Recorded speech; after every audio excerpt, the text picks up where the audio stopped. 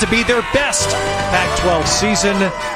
It's Pac-12 football presented by Jack Links today from Salt Lake City, Colorado, and Utah. Thanks for being with us. Glenn Parker, Ted Robinson, Jill Savage is down in the nice warm climes on the field. Wait till you check that out in a little bit.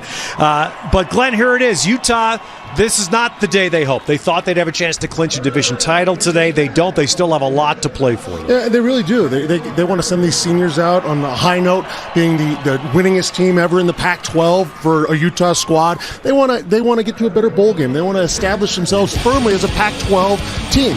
And the real senior for Utah, of course, is Travis Wilson. Most starts at QB in their history. He's led this team through the ups and downs. He's been that guy for them, a leader. They're going to lean on him in the run game quite a bit. And on the flip side, Colorado, their senior is Nelson Spruce, Pac-12 all-time receptions leader, a guy that just gets himself open, a guy that continues to make plays no matter who's the quarterback, no matter what the situation. They're going to lean on these young seniors, these guys, to get them going. And you know, the real trick is Colorado, they've got to deal with a defense now, and that defense is Utah and the way that they play. Very tough, inside seven, always good. They dictate what happens, and that means they stop the run first and foremost. And then once they stop the run, because of that inside guys, that allows linebackers to run free. Watch the leverage this linebacker uses to get outside head control, make sure that the ball has to go back inside, and then put his helmet right on the ball and make that ball pop out. That's the way Utah likes to play defense in the run game. Why? Because that lets them pressure. That lets them get things going. They can bring whoever they want, zone pressure, zero man, however they want to attack, and that allows that secondary to be opportunistic. When you're bringing pressure, quarterbacks make mistakes. They either take that sack or they throw the ball away. That's how they lean on it. So a lot of seniors today on both sides looking to go out on top and look for that Utah D to play really well today. Jim Mora, even though UCLA won here last week, Jim Mora said that's as good a defensive front as there is in the country, speaking about Utah. Well, Colorado has seniors of its own trying to end, as you saw Nelson Spruce, one of them, trying to end their season on a positive note. It's been a season of steps forward for the Buffaloes, not just the wins that they would have liked. Yeah, they haven't had the wins, but they've closed the gap. And when you look at what McIntyre and Colorado, where they were and what they've done, the improvement is there. You can see it on the field. So many games, so many close losses, and that differential, it's just a huge amount of points that they've been able to put under their belt, and they're playing close games. They just haven't won the one that kind of puts them over the hump yet. That's what they're looking for. And CU coach Mike McIntyre with a send-off pregame message for his seniors. Not an end, it's a beginning. Everybody got me? Yes, sir. Somebody light me up.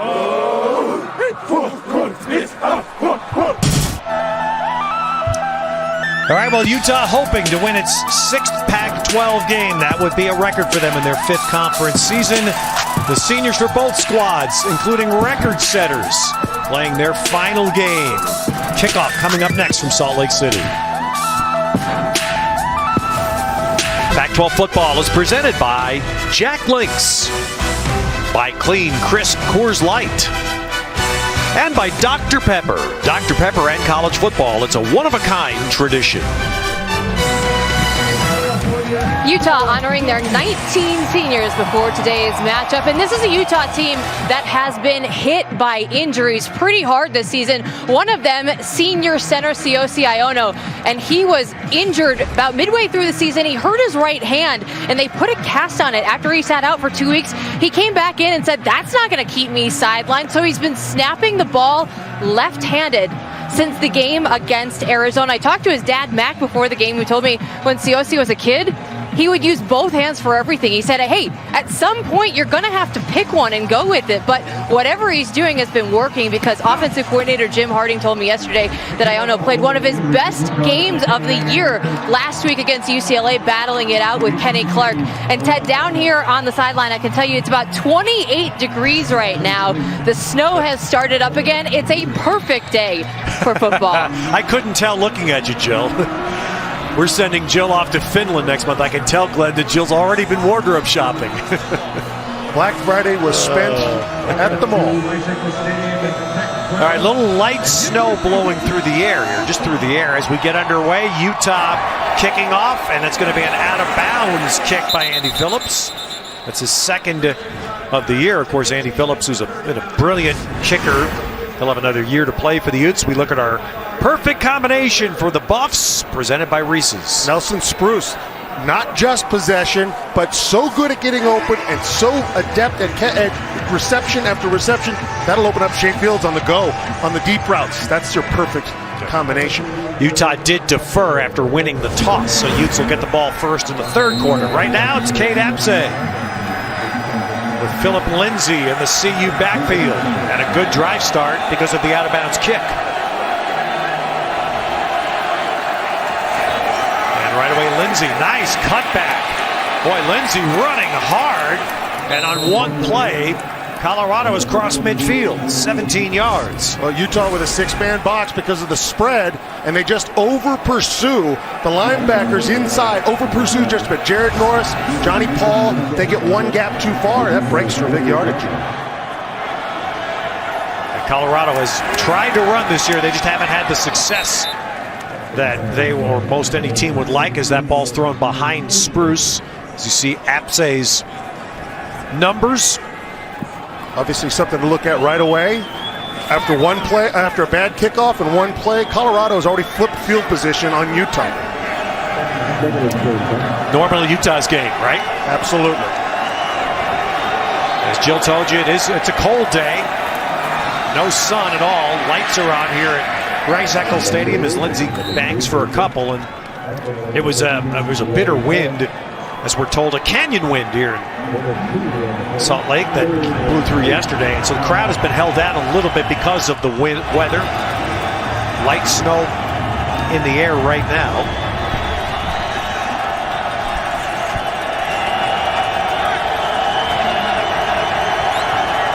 It's a long third for the Buffaloes.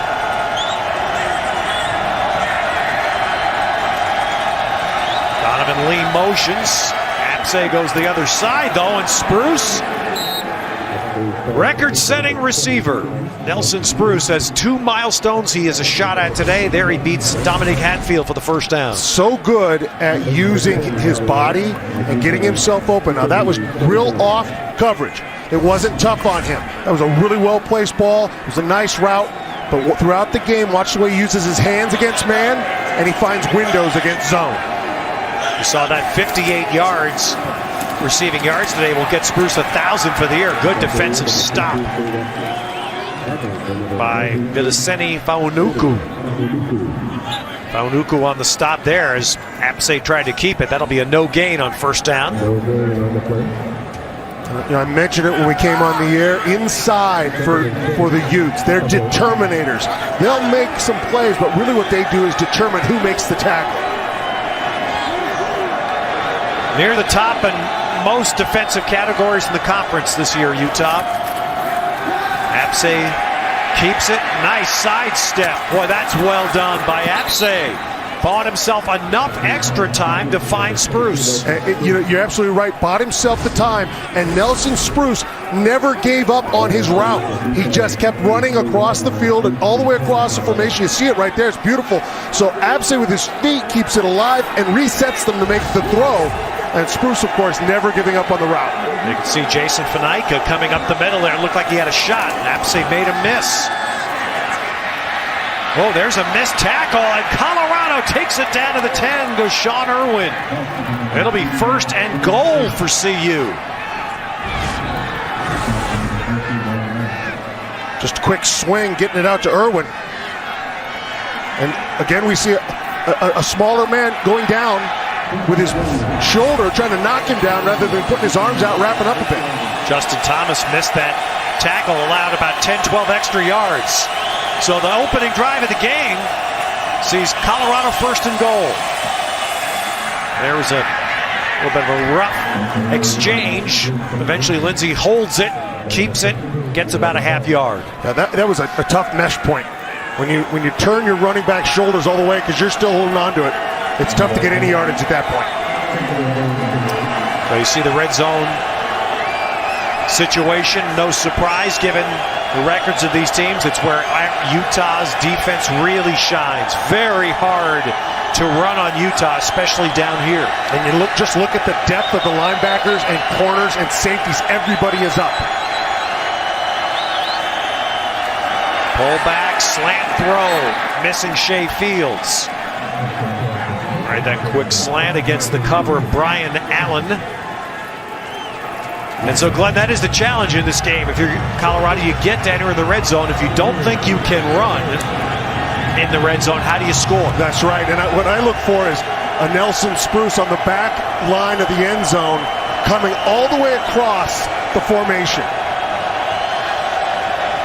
Lindsey alongside, two receivers wide each way. Apsay wrapped up, and Utah drops him. Faunuku. So there's the Utah defense in a classic bend but don't break scenario.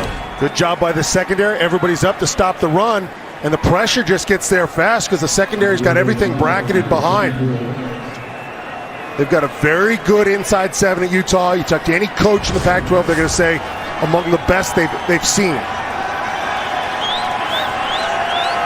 So Diego Gonzalez this year's been inconsistent, and that time special teams Utah. The Buffs have had field goal inconsistency. This one's just a flat block. Very good pressure that time. Right up the middle by Kylie Fitz. Kylie Fitz. Yep, look at that.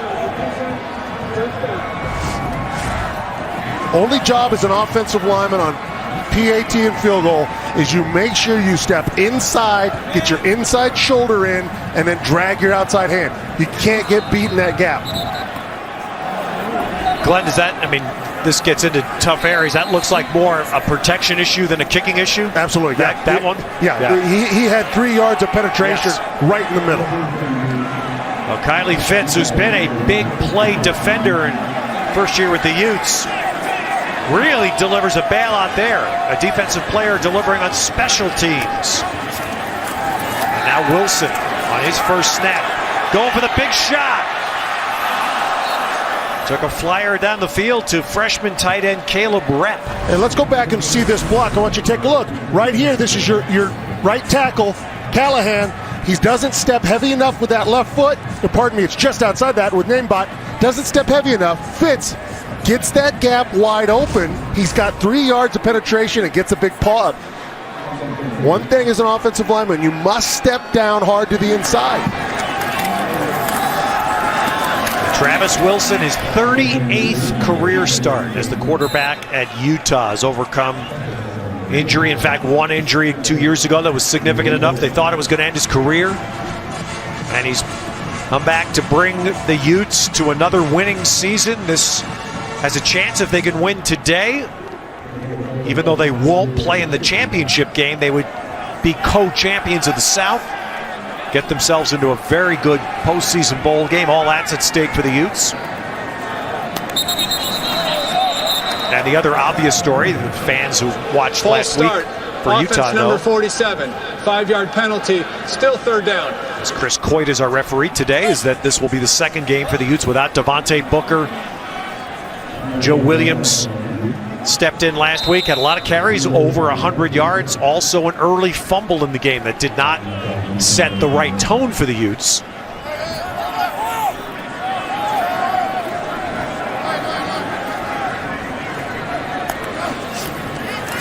Wilson play fakes. Steps up and delivers that. That's a first down gain just across the 30-yard line. Tyrone Smith, the catch. Utah showing a willingness to come out and throw. One deep shot already. That's a deep out.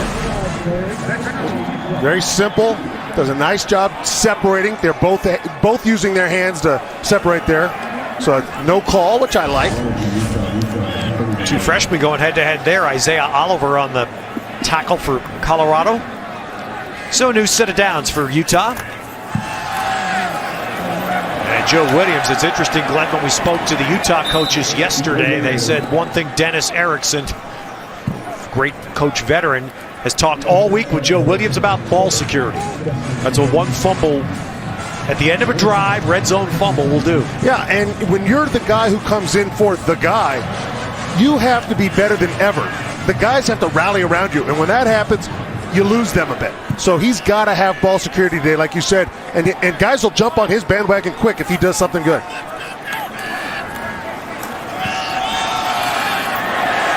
There's the play that Glenn showed in our pregame show today. Wilson runs this so well, keeping that ball straight ahead. You know, for a guy that's 6'7", he is a tough guy. He takes his shots. And watch the way he gets his shoulder pads down. He reads that frontside backer. He gets the pulling guard, Asiata, around, and he just puts his shoulder down to get over the line. That's a tough quarterback. That's what guys rally around a guy like that. You see Wilson's running. And again, that's, well, let's put it this way. There have been moments in his career here where I think everybody has wished he would play with a slight, well, actually a major degree of less recklessness. Launching another one. Up for grabs inside the 15-yard line. Ken Crawley on the cover, battling Del'Shawn McClellan. And you know, actually, really good coverage, and the ball's put where it has to be. If he comes any farther inside, there's a safety sitting there. He probably has another yard of give. It could have been a little better throw, but not a bad throw. Really good defense by Crawley. And you said both men going up there contesting for the ball. McClellan slow to get up. Yards that the Utes like to have. That's your perfect combination. All right, so Utah, this is their first possession, running on 2nd and 10 and running well. Joe Williams, that'll be a first down game to the Colorado 45. Well, again, you've spread them out. You've shown willingness to go down the field. A little bit of action out of the quarterback, that veer. You get a little over pursuit by the defense. Backside lanes come open. Joe Williams has the eyes to find it. Two tight ends shifting left for Utah. Colorado's first possession ending with a blocked field goal. That's a backwards throw. It's a live ball. And that's a tremendous job by Utah to get out of that without a loss on the play. That was a live ball, and I believe it was intended for Wallace Gonzalez to turn around and throw it. It's exactly what it was intended to do. The ball just loses control of it, but he does a phenomenal job keeping his head up and then getting himself some positive yards. The trick here is once you decide, if you decide you're going to throw it, are your linemen where they're supposed to be? That's a smart play by Gonzalez. First of all, to recover, because that's a free ball, and secondly, to turn what could have been a -8 or 9 into a +1. And there's plus more. It's another Utah, I believe, will be a first down on Scott's first catch. 36th of the season for the senior from Fontana. They are laying way off of Scott, giving him such a cushion. Scott's got the speed to beat you deep, but in certain situations, you've got to break a little fast. You can't give him that much cushion. That was a little too easy for Wilson and Scott to hook up there. Well, right now, the conditions appear to be okay. We're in that temperature zone where it's probably 3, 4, 5 degrees on the good side for football because it's keeping this as snow right now. Not as slushy, rainy. If you saw the Thanksgiving night game in Green Bay, you saw the worst kind. That's the terrible stuff to play. Meanwhile, a run for Utah here inside the 30. Or certainly the Baylor-TCU game last night. That was rough. And believe it or not, it's the one thing about snow is it's also warmer. Because having played in Buffalo, when it's too cold to snow, it's exactly really cold out there. I learned that one living in Minneapolis. Same thing. It actually can be too cold to snow. I don't remember those days fondly.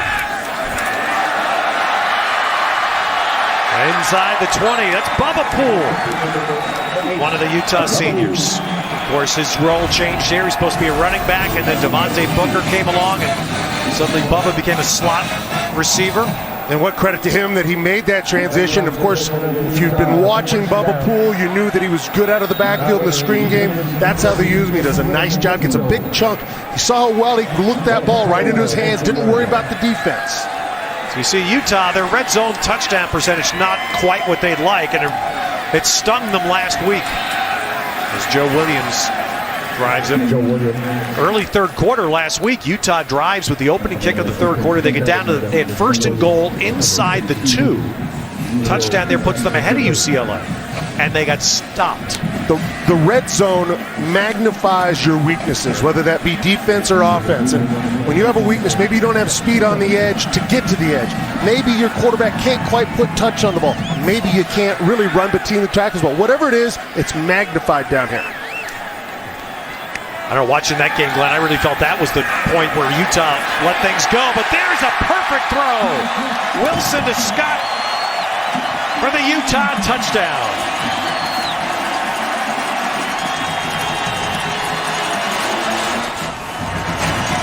What a great job understanding the concept.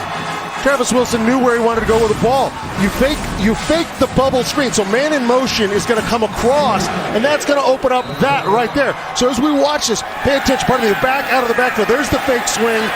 Boom, hit that second level. What happens, you draw that first level defender forward, opens up that second level. Nice job by Travis Wilson delivering. That's a nicely designed play. Scott runs the route well. Well, the Utah Utes get on the board first after a big defensive stop. Come back with a long drive, just like the Utes like it. They're up 7-0.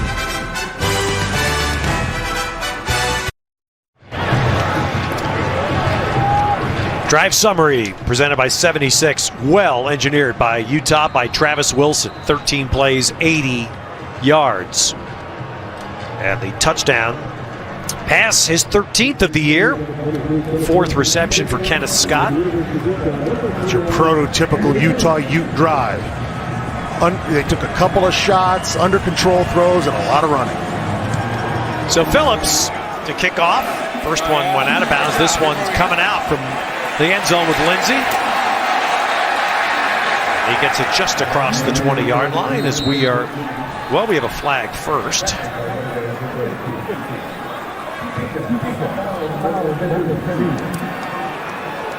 Flag was dropped at the 10-yard line, so this is going to be a bad block.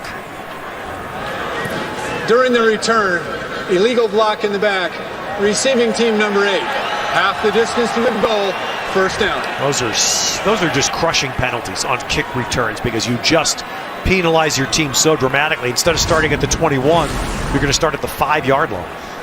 Yeah, and you're right. Right there it comes in, and there, see it right there at about the 14-yard line. You're right. That's a 16-yard penalty. Yes, and not only is it a 16-yard penalty, but again, the red zone. This is defensive red zone. They're coming out. It's going to magnify any weakness you have on offense right here. Patrick Carr is the back for Colorado. And Apsay getting themselves together here.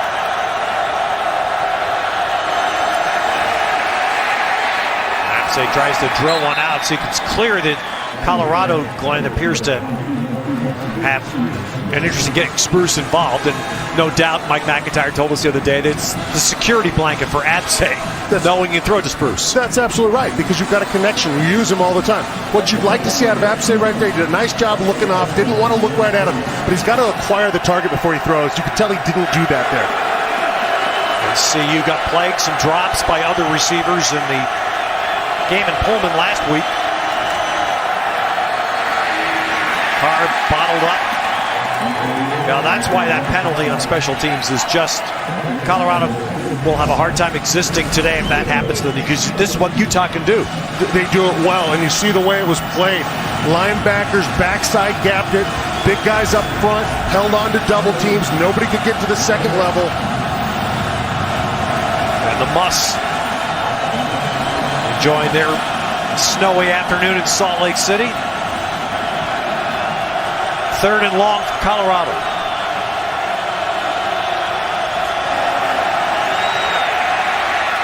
Oh, nice throw over the middle.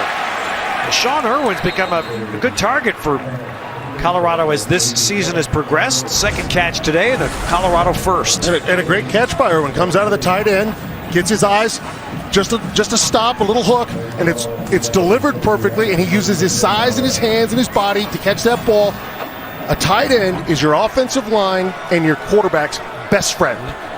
He can help you protect. He can be an escape throw for you. So many things a tight end brings to the game. Irwin out of Cypress, Texas, and boy, that ball was thrown just beyond the reach of Jared Norris in the cover. Now Apsay's got Spruce.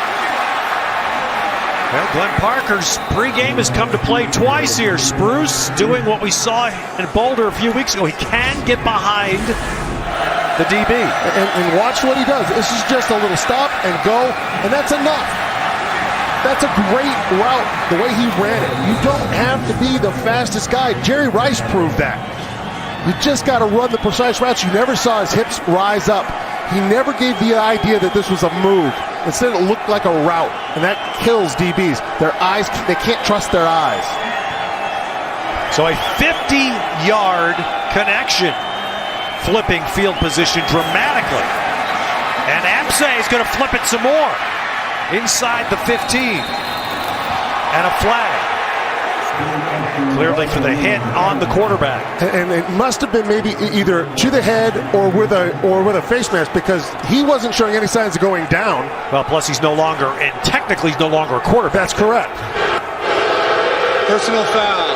Horse collar tackle. Defense. There we go. Half the distance to the goal. Automatic first down. He is the quarterback, but at the end of his play, he's not a quarterback. Yeah, he's now running. He's a runner. He's not protected by those rules, but he is protected by horse collar. And I'm going to say this. I don't like that call because he's not inside the pads. He's on the shoulder, and behind. He never grabs. He lets up. So it looked like it was a horse collar. I can understand why they think they saw that, but in slow motion, of course, we can see the truth. Yeah, I agree. Jason Whittingham on the call. So it is 1st and goal for Colorado, their second 1st and goal series in the opening quarter. First one ended with a blocked field goal.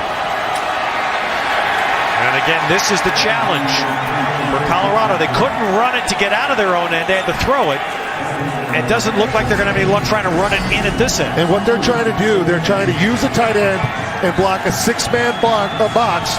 And unless you can get your double teams to the next level against Utah, who's playing very tight to the line of scrimmage, it's a long day trying to run the ball without 2 tight ends, which they've now gone to. Stevie Tuikolovatu making that play to wrap up Lindsay. 2nd and goal. Shea Fields motions. Apsay rolls. Apsay tries to drill it into Fields at the last second, and that ball was tipped and is incomplete. Jared Norris for the Utes.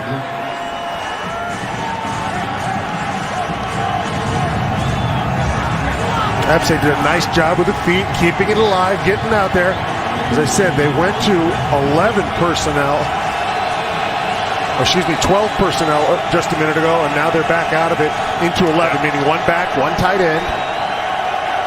Well, Colorado last in the conference in red zone touchdowns. Utah's defense is 4th best.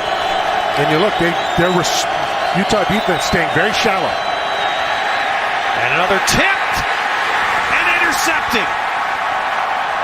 Disaster for Colorado. Stevie Tuikolovatu was all over this. Made the 1st down tackle and the 3rd down tip. Marcus Williams, the pick. That's a great job, defensive lineman. Tuikolovatu getting his hand up with the picket fence. Gotta love that if you're a DB, coming up with a big play in the red zone.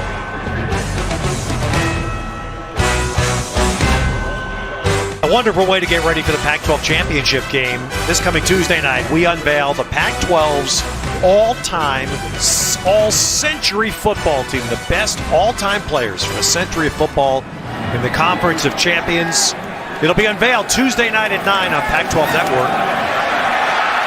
As Joe Williams runs, I had the opportunity to work with the incredible Pac-12 Network crew led by Mike Talasian and Chris Hunt that put this together. It's an incredible honor for the men. I fought hard for Parker. You were in the mix. Well, but there's some incredible men that will be honored, one of whom is in our studio today. Some great Nick Aliotti, coach of the century. That's what I was going to say. There's some great players that have come through the Pac-12. And boy, Ronnie Lott, maybe the greatest. Joe Williams runs twice against a 1st down. Meanwhile, Colorado has a real tough task here to rebound. 2 separate 1st and goals in this quarter and no points. When you point a finger at the end of the year, or even after a game, or even after a half, you can't have red zone trips come up empty. Doesn't matter what the circumstances or the weather, or you got to have points first. Touchdowns obviously are paramount. And Utah provides an amazing contrast in that very thing. Here's ball out to Poole. And Poole runs for another Utah first down.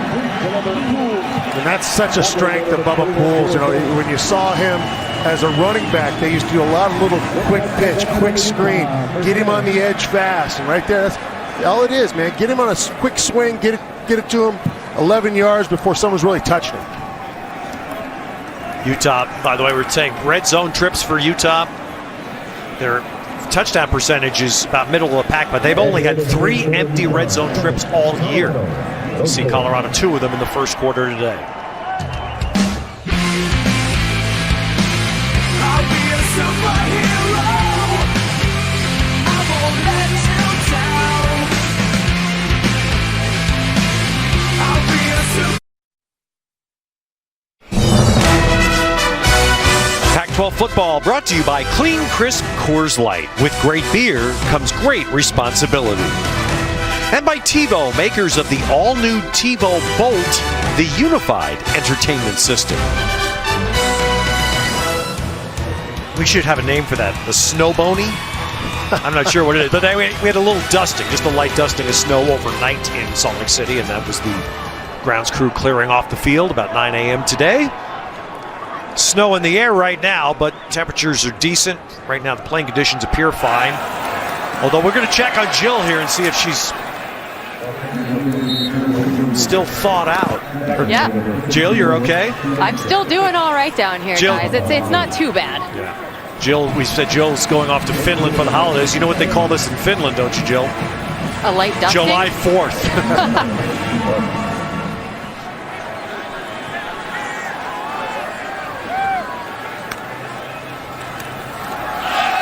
Wilson with that keep again.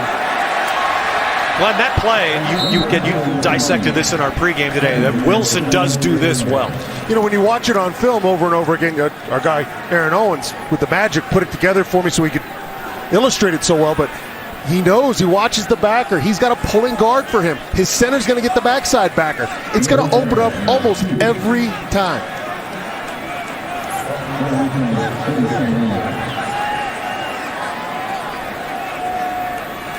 So the short third down, and here's Joe Williams with a run.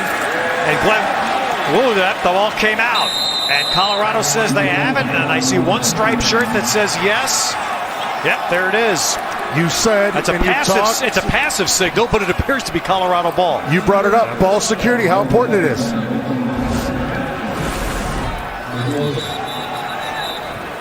The one thing the Utah coaches talked to us yesterday, boy, that's just a little, by football standards, that's a fairly gentle reach-in poke to knock that free. Joe Williams has also not gotten up.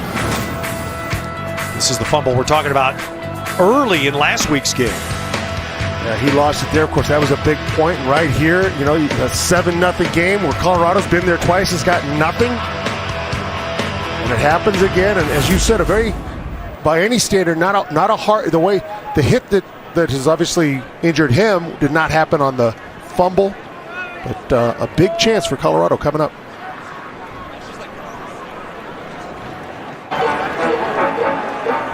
A hard time here for Joe Williams because you wait all year to get an opportunity. You know the job's open next year as a running back here, but there aren't too many coaches that have a lot of patience with fumbles.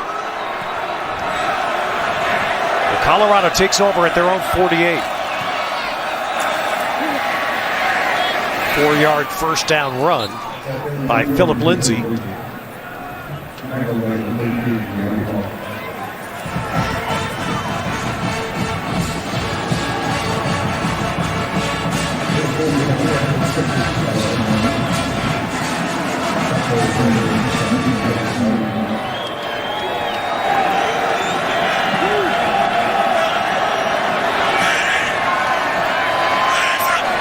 On second down to the gun, trying to go outside for Spruce.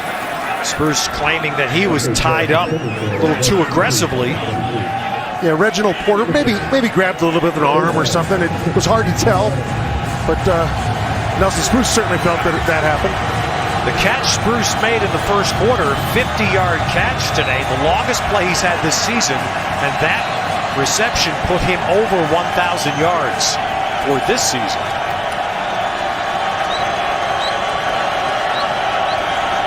All-time Pac-12 leading receiver. Number of catches, Nelson Spruce. Apsay was looking for him again. Now it's to look somewhere else. Nice job. Made one man miss driving against Gianni Paul. And Apsay got awfully close to a first down. He may give Mike McIntyre a reason to go for it. And what a great job by Apsay. Nothing's there for him. He makes a guy miss. Now look at this guy. Boom. He's back inside. And then he drives his feet and he gets a little help from the big fellas and gets himself very, very close. That's right. You're right. The lineman helped there because it was 1 yard, so he got a little push. But Colorado, in that situation, only a yard short of a first down. Colorado takes time out to think.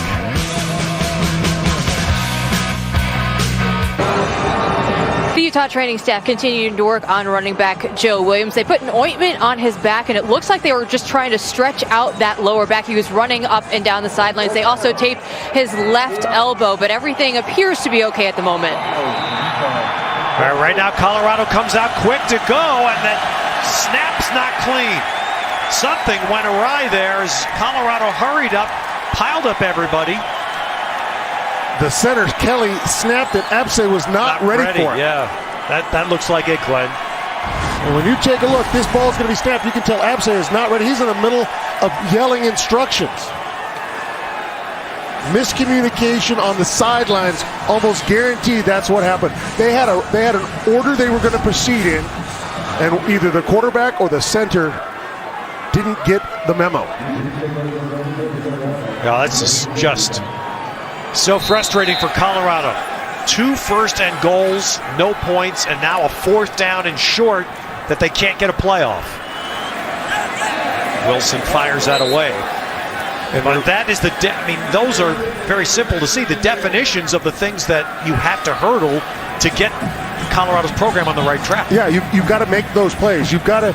It's not great plays. It's small plays that affect you. It's not the big ones.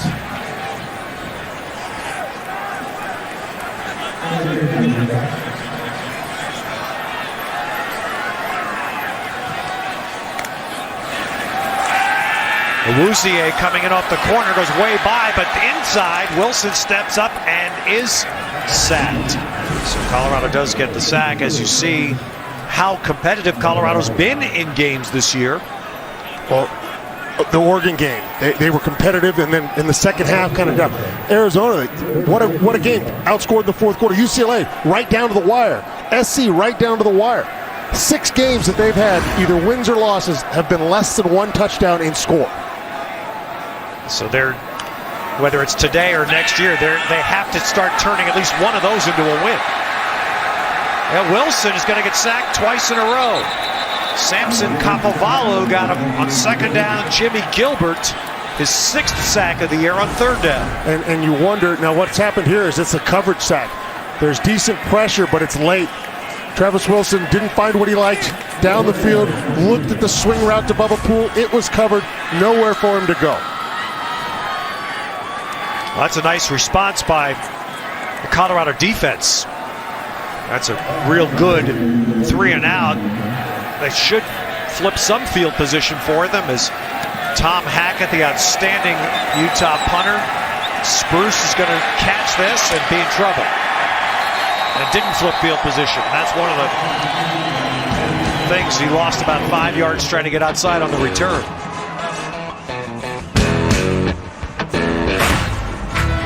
All right, here's our Red Vines sweet moment. This is special teams play for Utah. Hey, look at that. The heavens love special teams play. That's a great job breaking through. Inside gap, hand up. That's a sweet moment. Getting points off the board. No bigger play than that in football. It was the first drive of the game. Colorado punched it down, had 1st and goal, eventually trying to kick a field goal, but denied on the block. Colorado was also at a red zone interception. And Apsay delivered that, and man, he took a massive pop from Gianni Paul. Wow. It's going to get everybody on the sidelines alerted. Ooh. It was clean. There's a little helmet to helmet, but I don't think it was intentional. I'm surprised that he jumped up as quick as he did after this hit. Yeah, after Luke Falk last week, after the NFL play with Case Keenum, everybody has to be on hyper alert about quarterbacks, any player getting hit, having a problem playing the next play. Apsay goes on here. Too high for Donovan Lee. And you know what Wald is that little zone read. It's a little play action pass. Make the zone read and come with the slant. Unfortunately, I think Apsay just had too much time. He just targeted too much rather than just playing a little natural and letting it flow. Colorado had a guy running down there, Jaleel Owini, who had played quarterback some at Air Force before transferring to Colorado. He was starting to see if he needed to get ready on the sideline. But Apsay goes on here on third down. Sets up a nice screen. Oh, but good speed. Wow, Patrick Carr got run down in the open field. And unfortunately, this is a Carr not understanding how to set up a block. He's got Irwin in front of him, number 81, blocking for him. All he has to do is press and cut back. He's got the first. That's a young guy thinking You're saying his press speed. and cut up inside. Yes, right? That's a young guy thinking he's got better speed than he does on the college field.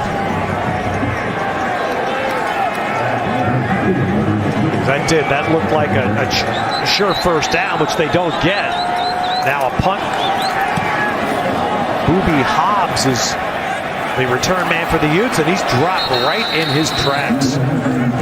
Good kick cover by Isaiah Oliver of Colorado. Now let's get an update with Ashley Adamson. In the top four of the CFP. Highest ranked Pac team is Stanford at 9 this week. First down run, and Joe Williams back out there. Stopped for no gain.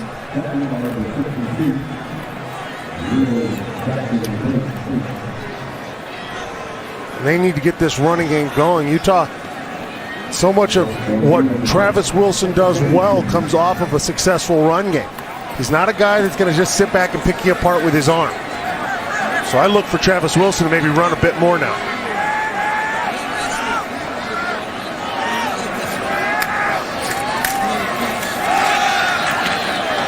Joe Williams again.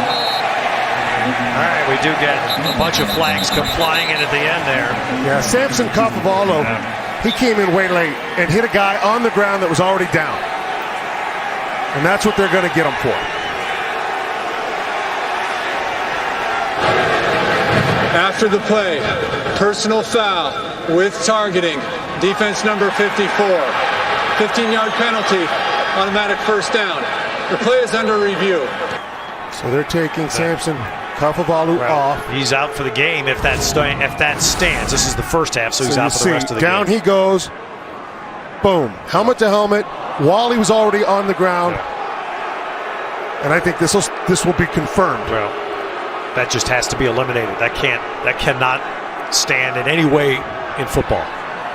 And you know the thing is, it's not. It's one of those things. It's an easy thing to do. It's over aggressive and it's not smart football. You hurt your team, you hurt yourself, and you could hurt someone else. Well, that's the obvious right there at the end. That's it. I didn't see. Is Joe Williams okay from that? I hope so. Capovalo will be, assuming there's no change, will be disqualified. The ruling on the field is confirmed. Number 54 is disqualified for the remainder of the game. And not that you needed review of that, but that's the process that's done properly when targeting is called on the field. And we've talked about that in previous games, Glenn. The review has the option to remove the targeting, but in this case, this is crystal clear. No, that was an easy call for him. It was a smart call, and it was well handled, as you said, reviewed perfectly. So now the trick for Colorado and for Utah. Get on with the game. Let that one go by. It's over. All right, Joe Williams is off the field right now. Bubba Poole is lining up alongside Wilson. Pitch back. Going for McClellan. Nope.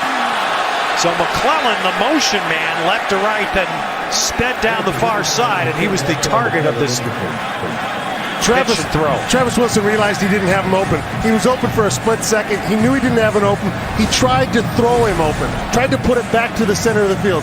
There's a replay. The motion guy is out on that wheel. Travis, smart enough quarterback, been around long enough, trying to put it back over there. It was well defended by the defense. Well, I give Utah credit in this first half. They've opened things up, and they've not had a great pass offense this year, but they've tried in this first half.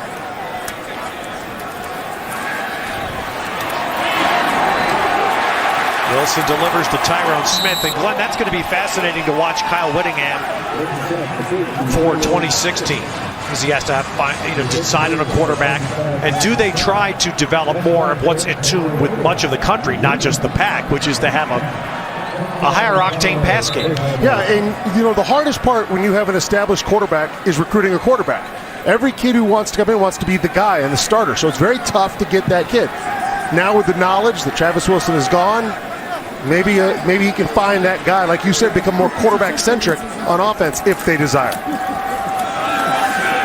Wilson with a keep. They have the line play here, which has been solid. It's renowned that Utah's physical play is at the top of the conference. Their special teams have been at 2 brilliant kickers. Hey, they have had offensive and a great running back. Yeah, their offensive line play here goes back to Gary Anderson and Alex Gerke days, and all the way through the 90s, and Jordan Gross. They have a proud tradition of offensive line play at Utah.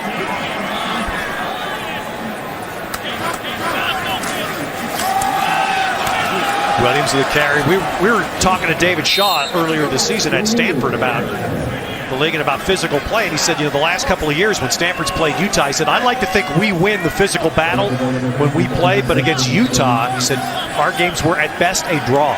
Yeah. And I mentioned that to Kyle Whittingham yesterday, and he took that as a great compliment. And you know what? And it is. When you take a look on the national level, Stanford's known as physical, and the Utes have quickly gained that reputation now that they're playing in the Pac-12. They've always been. So now the third down, and Wilson going to the end zone, but misfires over the head of Scott, who was down there, and Ryan Bollard on the cover for Colorado. And then you can take a look. Scott is running that fade, or just a go route, actually. The ball's put where only his guy can get to it. There's not a lot of real estate over. There's not a lot of place to put that ball.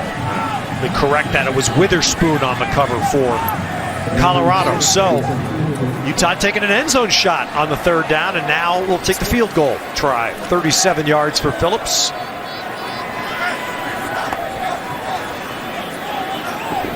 .21 out of 25 this year. And he'll be back. They lose their brilliant punter Hackett, but Phillips has another year to kick as the Utes now lead by 10. Offensive line, that's who's going to win that game. Amazing. UCLA is ranked very high statistically in defense in the conference. As this kick is coming back, and a good kick return out to the 25. I like Glenn Parker's personal insignia that he put on that puzzle. That was outstanding. Let's get an update with Ashley Adamson. Your Gatorade Game Break. Ashley, can I quote an idol of mine and drop an "oh my" and when I saw that score? Wow. Think Ezekiel Elliott had a little week. He ran for 210 today. And talk about putting an insignia on a game. Ezekiel Elliott did that. You won't hear him whine about not getting the ball anymore. 27 for 210. I think the coach probably got a little bit of the hint too. Of course, Michigan State is playing Penn State today, and if they win that game, Michigan State and Iowa will play for the Big Ten championship. I think Jill Savage will be excited for that game. She's a Hawkeye through and through.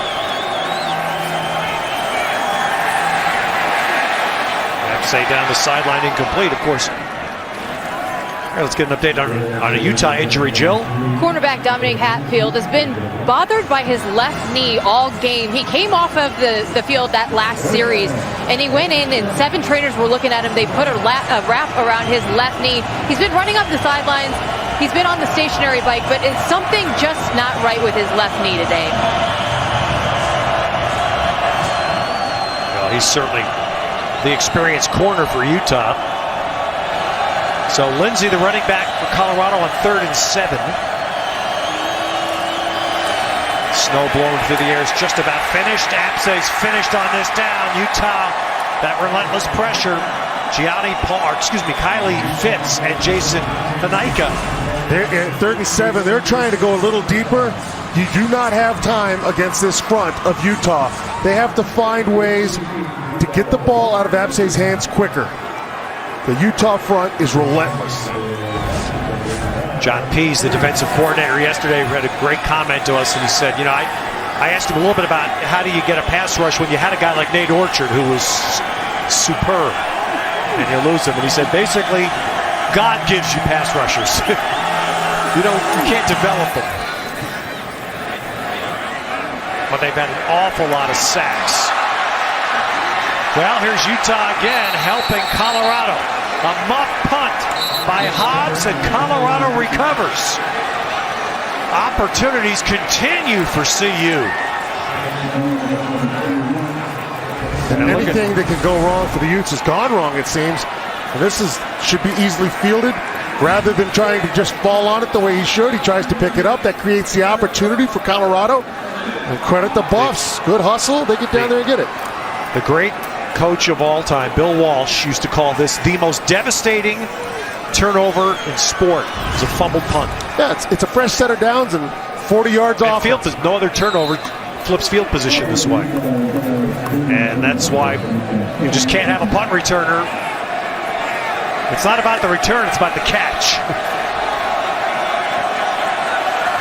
So, Colorado, they need their offense now to take advantage and cash in. Make the fly sweep motion there, trying to run back counter with Carr. So Kylie Fitz keeps making plays. And he's not going to get a tackle on that, but he comes in on the edge, hits the ground, blows up the lead block, and now someone else gets to make the tackle. Unselfish play. Kylie Fitz, he's already making himself felt today in a big way.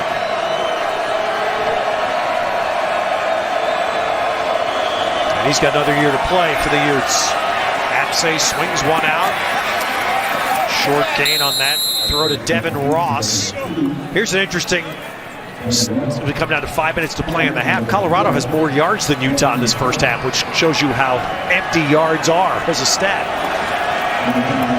You're absolutely right. We always say scores won, and they're not coming up with those scores. They're moving the ball, they're just not getting it done. Spruce at the bottom. Spruce caught 3 passes early. Press cover against him by Reginald Porter. They go on the slant. Hey, Spruce may go. Spruce is. Touchdown, Colorado. Big play. Nelson Spruce got off the line against the press cover of Porter.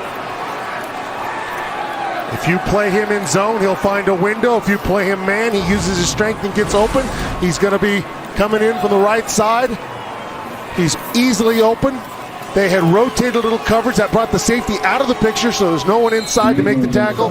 Spruce continues to show why he's got the numbers he does. He does it against every defense. 88 catches this year for Nelson Spruce. That is only his 4th touchdown.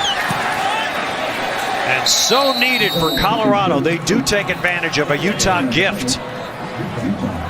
A 28-yard, and this is how Spruce gets off the line, Glenn. Yeah, and watch, they're going to just rotate a bit. He gets a nice move out, a little bit of strength. The safety over the top is out of the picture now.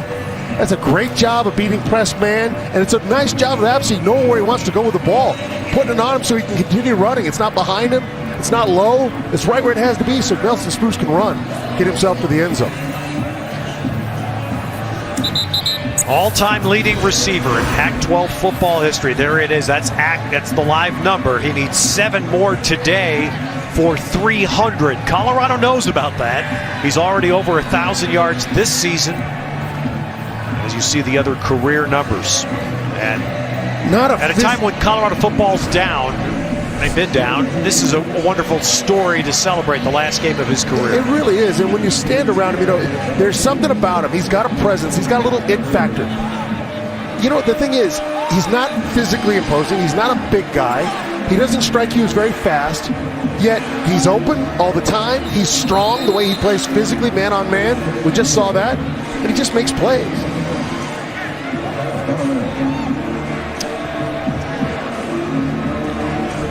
Well, CU had been just offensively frustrated. 2 empty red zone trips, of inability to just get a playoff on a 4th and 1. But they do take advantage of the muff punt. Now another unclean pickup, and trying to make the best of that's Corey Butler-Bird.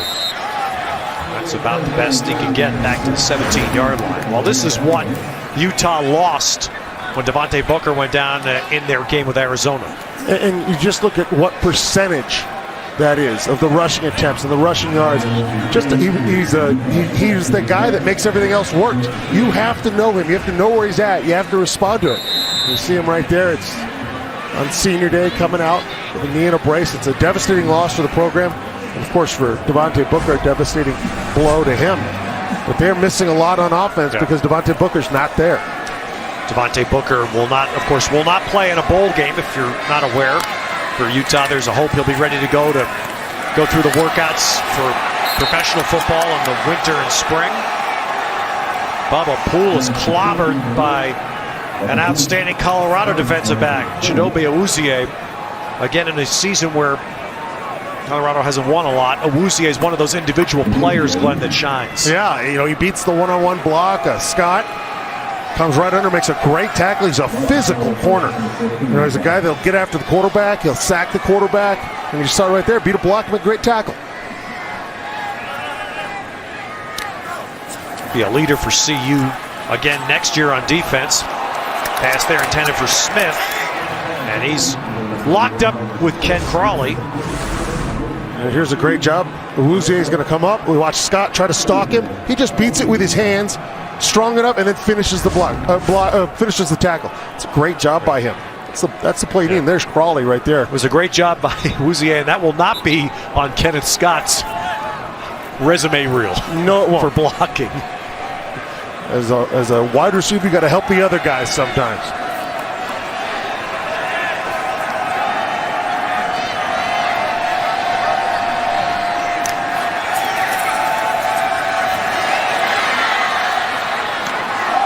Complete. All right, a little bit of a flip here late in the second quarter. McClellan, the intended receiver. The last few drives, Utah has not played to the strengths of Travis Wilson. They're throwing more. They're dropping him back. They need more QB run, more QB motion. They've got to find a way to keep him involved in the run game, and that'll open up the pass. He's not a guy who's going to sit back there and throw. Now, Joe Williams is back on the field, but they've also not, the last couple of series, have not been revolving around the run game with Joe Williams either. So a change there as Hackett and his style punts that ball this time. Wisely done by Spruce. Just takes a fair catch to give Colorado good field position. And Ashley Adamson will quarterback our crew. The State Farm halftime report coming up. Show you a little bit about Ohio State with a thumping win, and Ezekiel Elliott to get 210 today on the ground. Does that put him back in the Heisman mix? And UCLA, USC. UCLA has won the last 3 in a row. It feels like a long time since USC has beaten UCLA. It really does. As good as they've been and as talented, they just haven't gotten over the hump against Jim Mora and that UCLA team. Well, in any rivalry series, you know what it's like when a player plays an entire career without losing to their rival. I mean, that's what the UCLA seniors, for example, have to walk out. If they could pull that off today at the Coliseum, that would be something. And they'll have that their whole lives.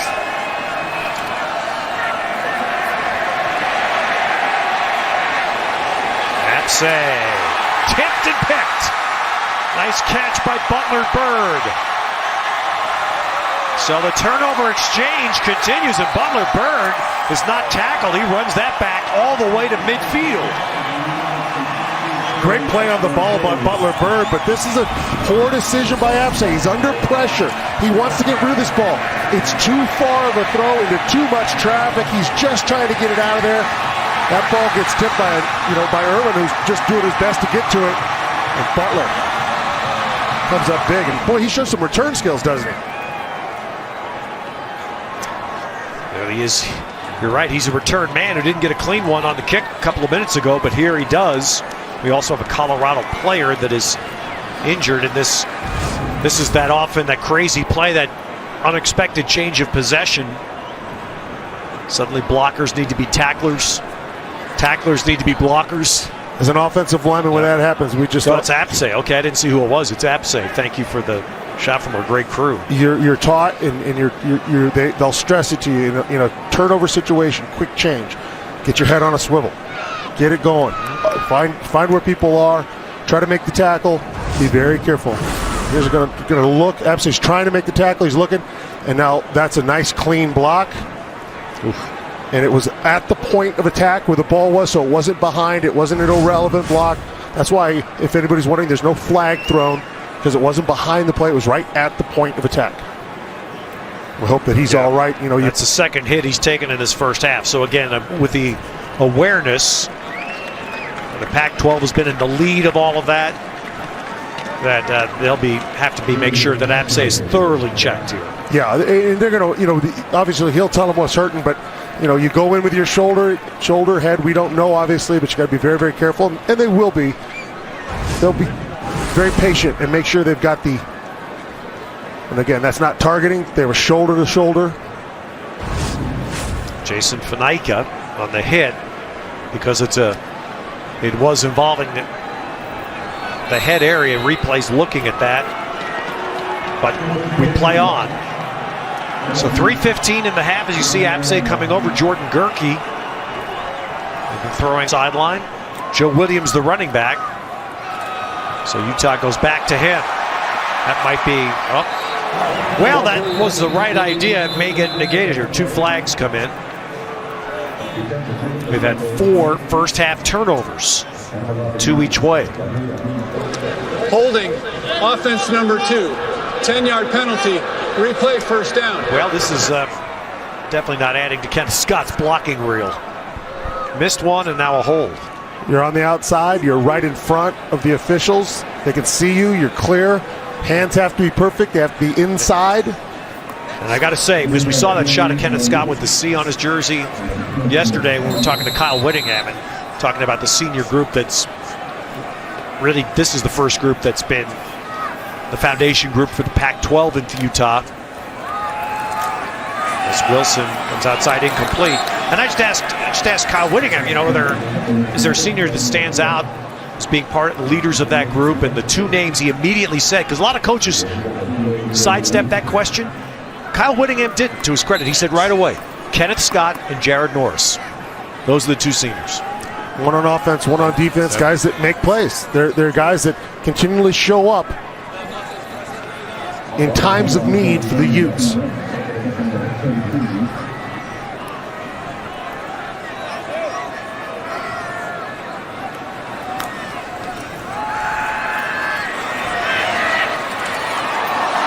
Good stick there to cause an incompletion. That's Kenneth Olabode for Colorado. Olabode does a nice job coming up, and he beats the outside of the first man out. And that first man out was a right guard, Celeste Uhatafe. He beats that block and makes that hit. Otherwise, this is a great opportunity for a big screenplay. Now this, from our view, is completely understandable. Take Cade Apsay back into the locker room and make sure he is thoroughly checked and examined after taking 2 good hits in this first half. 2 hard hits. Wilson does a nice job of getting outside and then just taking the incompletion. A little unrest going on for the Utah faithful now. Leo Jackson was on the pressure for CU after this fine start Utah had, and really, quite frankly, a lot of it started with the fumble. The running back fumble, then the muff punt. It's blunted the offensive momentum Utah was building. You're absolutely right. And just on that last drive, it's a microcosm of the game so far. They get a 9-yard run to start. They come back out. They throw incompletion. And now they're punting again. And Nelson Spruce fair catches. So here's one interesting first half number. Travis Wilson has thrown 17 passes in the first half. Cade Apsey. Colorado's thrown 18. That's not as surprising. So now Colorado's going to turn to Jordan Gerke.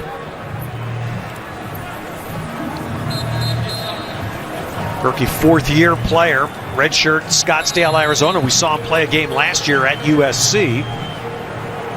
Those are his career numbers. A lot of that happened in that game last year.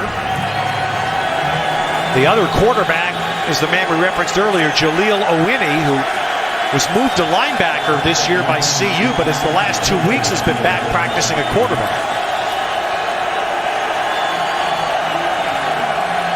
Owini would be more of a running threat. That's what he ran when he quarterbacked at Air Force. Screen set up, and it's all defense so well by Utah. Fitz eventually gets a hand on the pass. They actually had a double screen set up here. One part of the offensive line goes out left with the back. The other part comes out right with the wide receiver, and it was well covered. Utah was ready for it. They had both covered, and there was pressure. Long developing pass plays are not good for Colorado, as we know. There's a penalty on the play. Wow. So they're going to get the same man who got his hand on that ball. Fitz apparently is being flagged for taunting here. Didn't hear the announcement, but it's a taunting foul.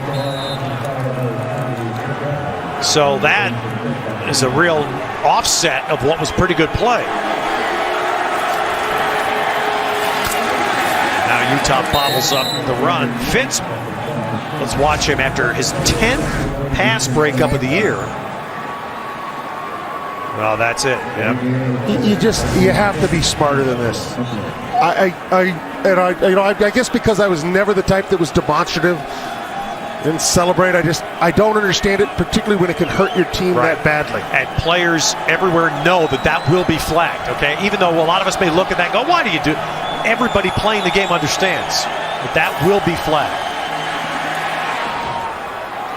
Spruce with a catch and a nice fight after that catch. He fell backwards. He didn't fall forwards. He fell backwards ahead, if that makes sense to you at all, for a first down. Everything on display about Nelson Spruce. Man to man, he's got strong enough arms and body position to make a good route even better. He catches it and then has a strong enough push to get himself the first down. You can't say enough about how well this kid plays under every condition.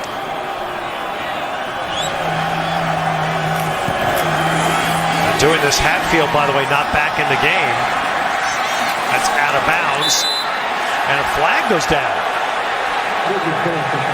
And this one, I'm curious. I am too. Because I thought it was just a nice job on the outside. Brian Allen fighting for real estate. Devin Ross, the receiver. There's Gerke on the throw. Kyle Whittingham, I think, is as puzzled as I am by this flag.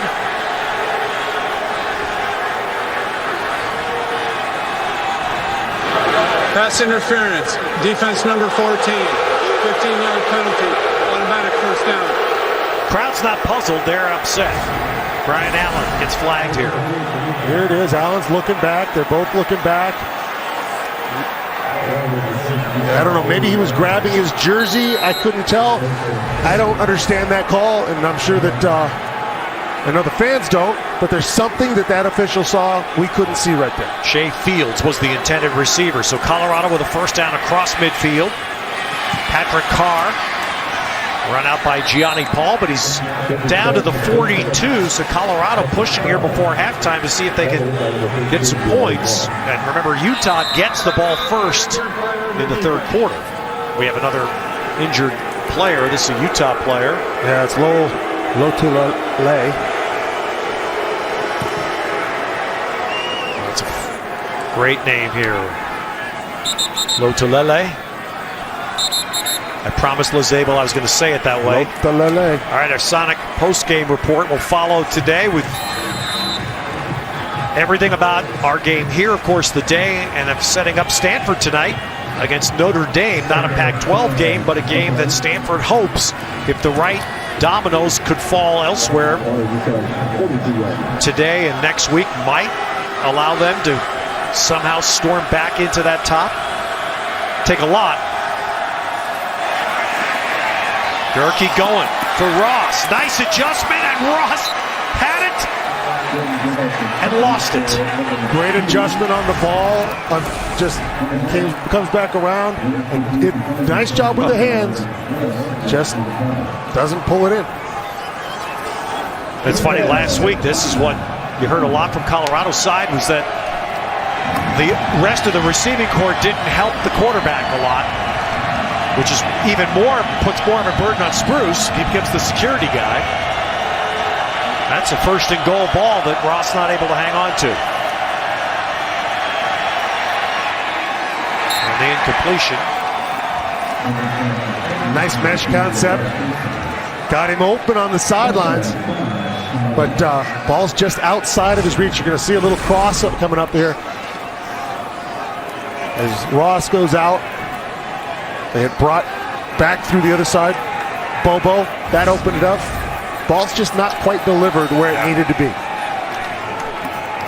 And so Colorado, frustrated, really that missed catch inside the 10 cost them. And now they punt, so a chance to at least position themselves to try and kick a field goal before halftime is gone. And that's not a very good punt. And we'll be right around the 21-yard line. All right, let's look. Does Ezekiel Elliott get back in the picture today with 2:10? It's quite possible, depending on what transpires tonight. Wow, how about this picture? Joe Williams off to the races. Joe Williams inside the Colorado 20. Looked like he was gone.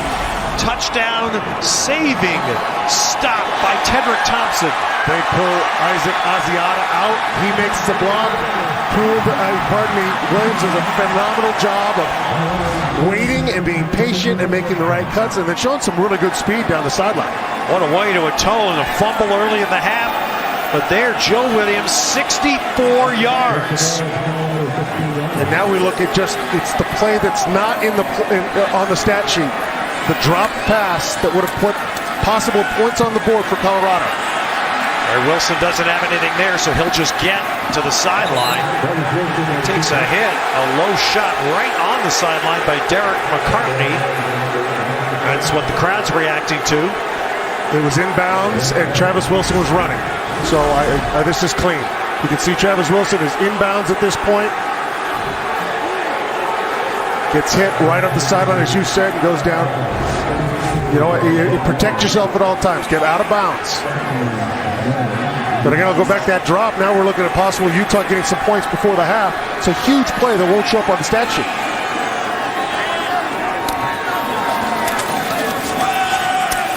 Joe Williams running. So now Utah bottled up.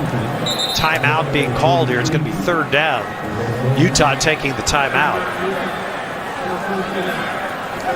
All right, so while we have 30 seconds, we're going to hope I hope we bring you the feel of the Pac-12.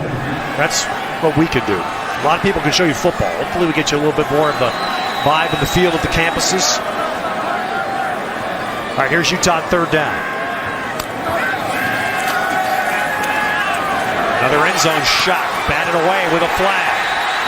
Jared Bell going up there, and that was nothing more than a jump ball. And then Bell is going to compound the issue with a mouth foul against Kenneth Scott. Yeah, they're going to get Bell in his left hand. He was grabbing Scott. It's two fouls on Bell. He blocks the ball out of bounds. Does a nice job with that. And then it looks like they jawed back and forth. So the original flag looked to be against Bell, the Colorado safety, and then a mouth foul against Bell. There are two fouls on the play. Pass interference, defense number 21. The foul occurred in the end zone. By rule, the ball is placed to the 2-yard line. After the play, unsportsmanlike conduct, offense number 2, a 15-yard penalty, 1st and 10. This is number 2's first unsportsmanlike conduct penalty of the game. All right, so there's a correction. The second foul was on Scott, not Bell. You'll see Bell. I don't even think that's interference from the way Scott grabbed him just as much. But then this is where you got to be better. I see. Getting a good look at that. Now you see Scott was the one that went right back into Bell. Walk away, take the ball at the 1, and play ball. So it's 1st and 10 after all of that from the 17. And Wilson's wrapped up by McCartney. Didn't let Wilson get free. What a great job by McCartney. This is a designed QB counter. He's going to follow Asiata through the hole. And McCartney comes up, blows up the block on the edge, makes Travis Wilson try to change where he's going. It's too late. Great play by that young man. So then, Glenn, this gets to the red zone as we have a timeout taken on the field. This gets into the red zone situation. Colorado's had 2 empty red zone trips, both first and goal. Utah doesn't have a great touchdown red zone percentage. They're 8th in the conference this year, but they only have 3 empty trips out of 38 all year long. And by the way, most productive red zone team, Pac-12 this year, not who you'd guess, Glenn. Who would you guess? I would have guessed touchdown. Stanford. Stanford, no. No, must be. That's not them, huh? Percentage-wise, USC. USC. Number 1 touchdown red zone team in the conference. Talented group, except for a few mishaps through the year. They could really have been on to something with that group of players. No, Wilson, well, we talk about it, and there's the mistake. It has been a mistake-plagued first half for both sides. Tedrick Thompson with the pick, and there is the one thing Utah's avoided this year, the empty red zone. And the one thing you must avoid, putting the ball, 3 defenders, just drawing down on McClellan into 3 defenders. You gotta understand and be more efficient than that. That's a huge play for the Colorado defense. 5 first half turnovers, 3 by Utah. Is the first interception today for Wilson, his 10th on the season. Well, I think it's safe to say, Glenn, we're going to have 2 unhappy coaches with their teams at halftime. Both teams have just had, between mistakes and lost opportunities, a lot of stuff's gone wrong in this first half. I would completely agree. There's more coaching points than exclamation points in this first half. Well, Nelson Spruce, over 1,000 yards for receiving this season, 5 catches. Joe Williams, a big run for not at the end of the half. Jill? Coach, how do you address the issue of ball security with your team at halftime? Yeah, it's got to, obviously we've got to do a better job with that. And we got to take advantage of opportunities offensively. We haven't taken advantage of anything. Defense is playing well. Offense has got to get things figured out. Yeah, we talked before the game about getting touchdowns, not just settling for field goals. How do you do that in the second half? Get the ball in the end zone. Thanks. Ted? Utah will start with the ball. That's one thing that you can sense pretty clearly. Kyle Whittingham's not thrilled with that half. Utah 10, Colorado 7. Cold, little snow in the air, not impacting play terribly. You could say it's a good football Saturday. And 7 Utah for the half. Now for the State Farm halftime report. Let's join Ashley out of it. He acknowledged that it was there because they had so much to play for, and that was lost on this field last Saturday. When you're dealing with 18 to 22-year-old kids, absolutely. The emotion of the game of college football is what we all love about it. But it's also what can hurt you and what can... There's disappointment. They had many bigger plans this year, and they didn't come to fruition. And so you've got to deal with kids who maybe do not understand. You got to go back to work. All right, they got 30 minutes of work ahead. Corey Butler-Bird on the return.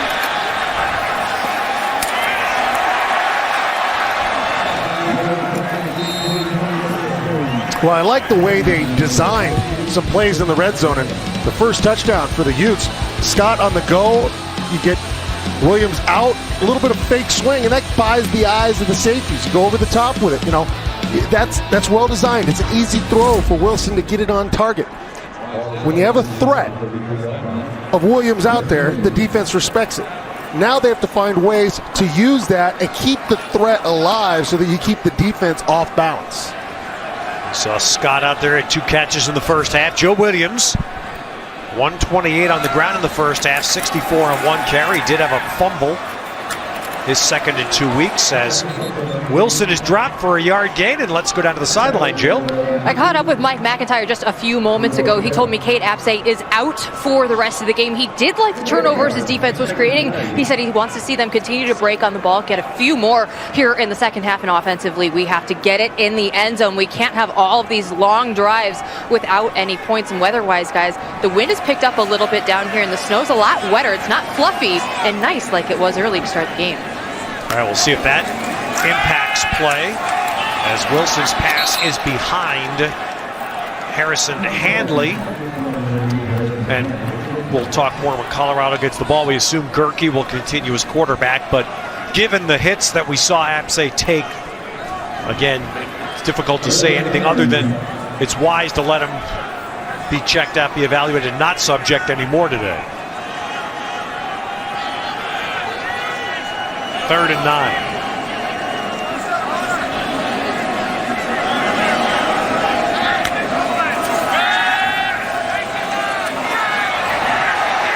Well, he had some room, and Wilson does a terrific job to finish that run for a first down.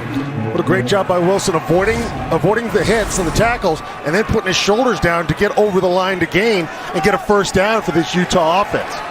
And this is where what scares you about Travis Wilson, also you love about him, that recklessness, that throwing his body around. You're right, Glenn, and that's the one play that will live on forever.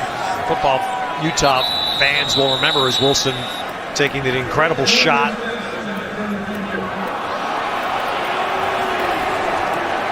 All right, was that? Okay, so the game is being stopped now to review the spot. If anything, I thought the spot was a little short. I thought he got more than they gave him credit for. And we'll take a look here. You can see the yellow line, while not official, gives us a pretty good idea. You can see he goes down right at it or just past it. And the question is, was his knee down, and where was the ball when his knee was down? That's what they'll review.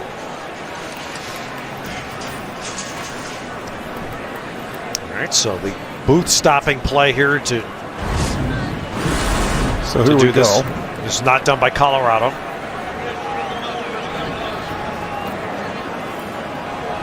So it appears to me where he's coming down is, I don't think he went forward with the ball anymore after his knee hits.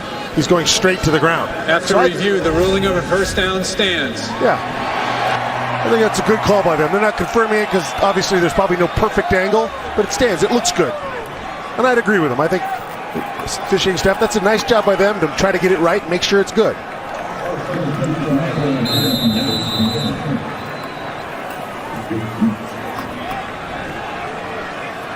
All right, so Utah reloads. First down. Williams carries. Good stick by Olabode. Popped him after 2 yards. Good run fits by that Colorado defense. Williams following his lead block. He's got big Wallace Gonzalez and Asiat out in front of him. And that's a good job of run fits. Understanding what gap and what play side is to a defender.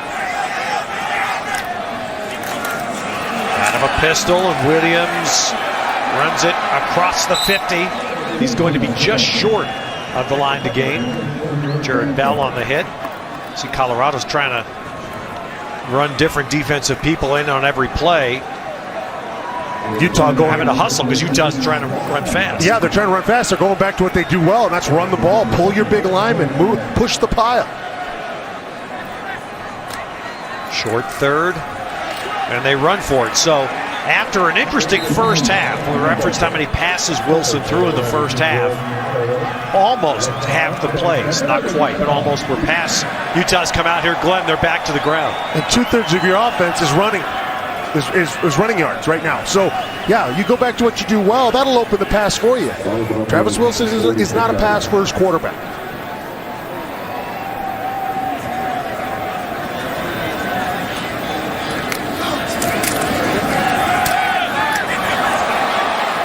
Well, he threw that ball. It didn't appear to be right on spot, but a nice catch by Kenneth Scott. That might have been hit by Jordan Carroll. Let's see. 92 in white. But that's a terrific catch. That is outstanding, to turn your body, come up with that ball, and come down. Because that is the definition of leaving yourself defenseless as a receiver.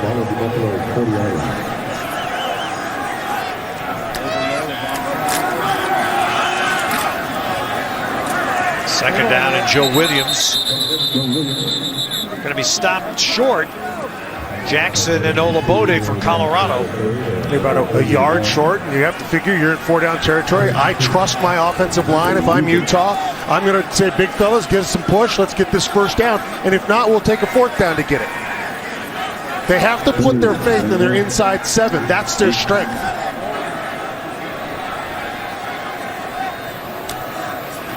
Hanley coming into block as a tight end, and just enough again as Williams got hit by Olabode, but he had enough momentum to carry for the first down. Watch the center, right guard, and right tackle. Hat on a hat, and they all get a hat on a hat, and they all get pushed. That is phenomenal play by your offensive line. Hips are rolling forward, they're driving, they're walking them back. That is as good a 3rd and short blocking as you can get out of offensive line at point of attack. I wish you could see Parker right now, everybody. You see when offensive linemen start playing like this? You gotta, if you have a dairy cow, you gotta feed it if you're gonna milk it. Well, let's go. Feed these guys. Give them something. That's what they do best, is jump on people. Give it to them. I'm not expecting too many throws here the rest of this drive for Utah. Am I wrong? No. They're gonna be timely. I'm going to run the ball. I'm going to make that defense respect what I can do. Then I can throw when I need to. All right, so there's one. And that is incomplete pass. That is the ruling. A little slow coming in, but line judge eventually comes in, ruled that an incomplete forward pass. Poole alertly. And I would think more players are now schooled in this on these kind of throws. The sideways stuff, you got to jump on the ball just in case. Yeah, and it's definitely a forward pass. And, what they're trying to do now is stretch the defense. You're sitting at 2nd down and 9. Pound the ball a little bit more. Get that defense going. You've got 4 downs to get your 10. Now you're behind the sticks. 3rd and 8. Field goal from here would be long. Wilson not sure where to go. Now he's got a man. By himself is Hanley. To the 5. Trans with an H-back. They bring the H-back across. Williams run right behind him. Defense over pursues, and the big fellas get enough push. Touchdown for Utah, and that's Utah football. And that's our theme today, Glenn. When you can run in the red zone. You've got that absolutely right. We pointed that out in the first half. You did so well. And if you can do that, your offense is complete.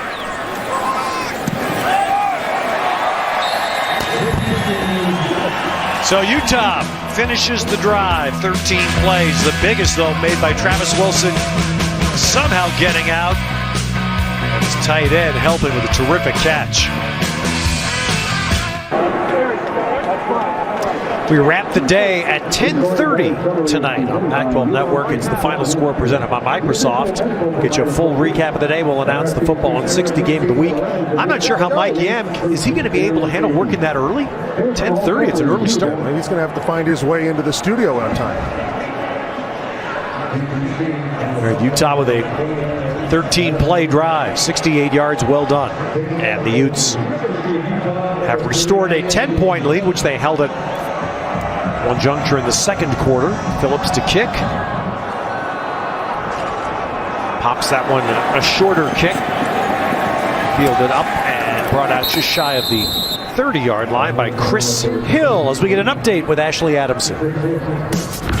Again, the winner there playing Stanford next Saturday at Levi's Stadium in Santa Clara for the Pac-12 championship.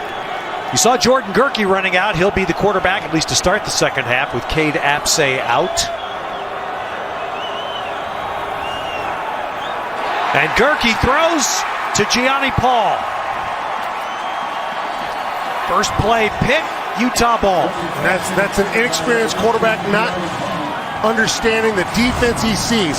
Johnny Paul undercuts the slant route from his inside backer spot perfectly. He knows that ball's going to Nelson Spruce. Yeah. Here's a great look at him. His eyes are on Gerke. He knows right where it's going, and he makes a great break on that ball to get it.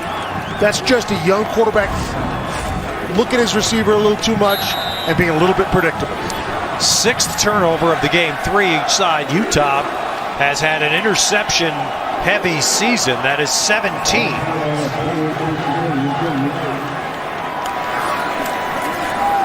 leads the Pac-12 17.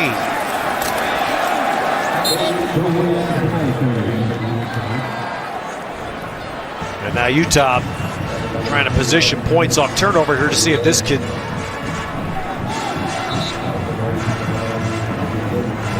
give them a 3-score edge. Joe Williams getting the work now. Joe Williams up to 23 carries.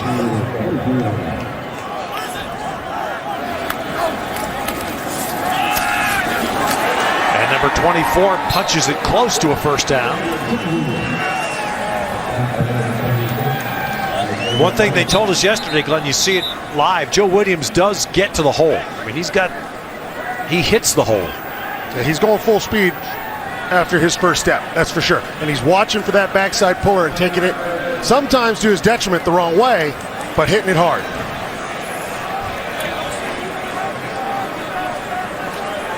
And we're going to get a measure for a possible Utah first.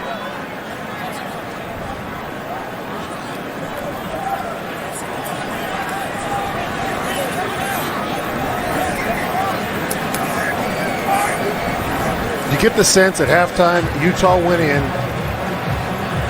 and said, guys, we're going to turn it over to the offensive line. We need to run that ball.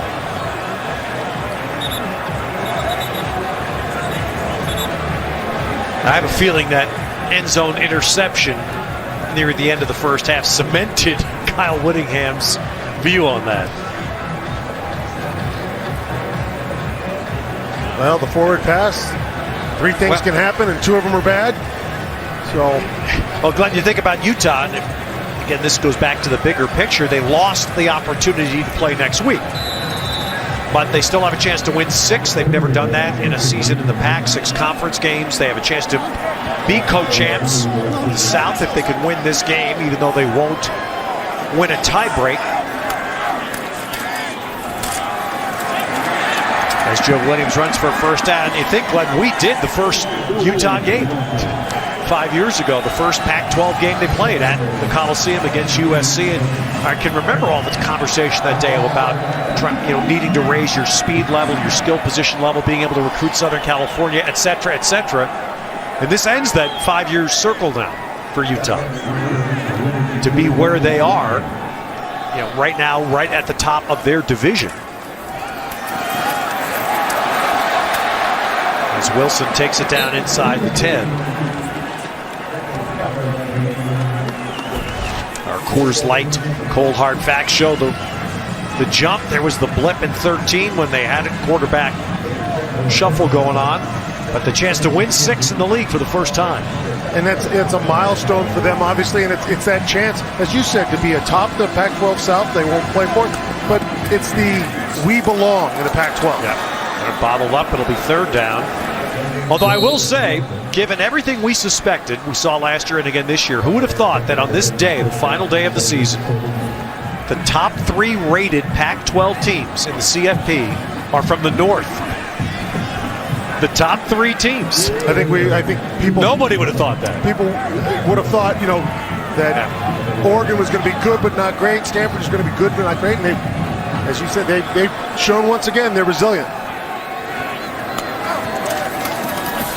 Oh, and Colorado does a good job there. And they snuffed that run out. That was Olabode and Jace Frank. Yeah, they were ready for it. It was a really nice job coming in that back door by Olabode. Junior from San Jose, Bellarmine Prep. Joe Williams being helped off.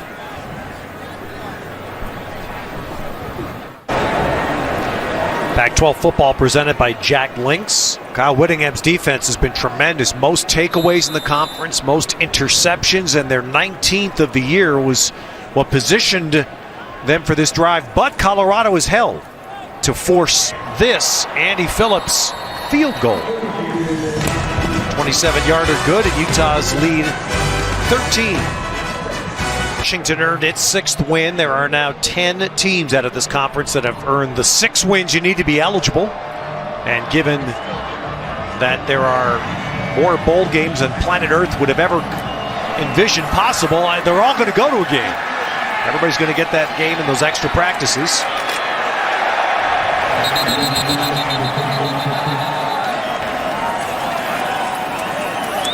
And Chris Hill with another return for Colorado. I was ready to jump on a little bandwagon for Oregon today because they clearly have been a different team with Vernon Adams on offense. But that second half yesterday, as wonderful as that was for Gary Anderson to see his Beavers play like that, that's really unsettling for the Oregon defense to allow that many points to an offense that had struggled so much. Yeah, and the flip side of that, of course, it's a rivalry game. So anything can happen, as we know. It darn near did. All right, Jordan Gerke still the quarterback for Colorado. Philip Lindsay on the carry. Well, Jared Norris played that as well as a backer can play a run play. Number 41 coming up from the outside, beats the outside block of Frazier. So he kept contained, kept leverage, made a great tackle. That's as good as a linebacker, second level, read it, make the play as they can do it. Great job by Norris.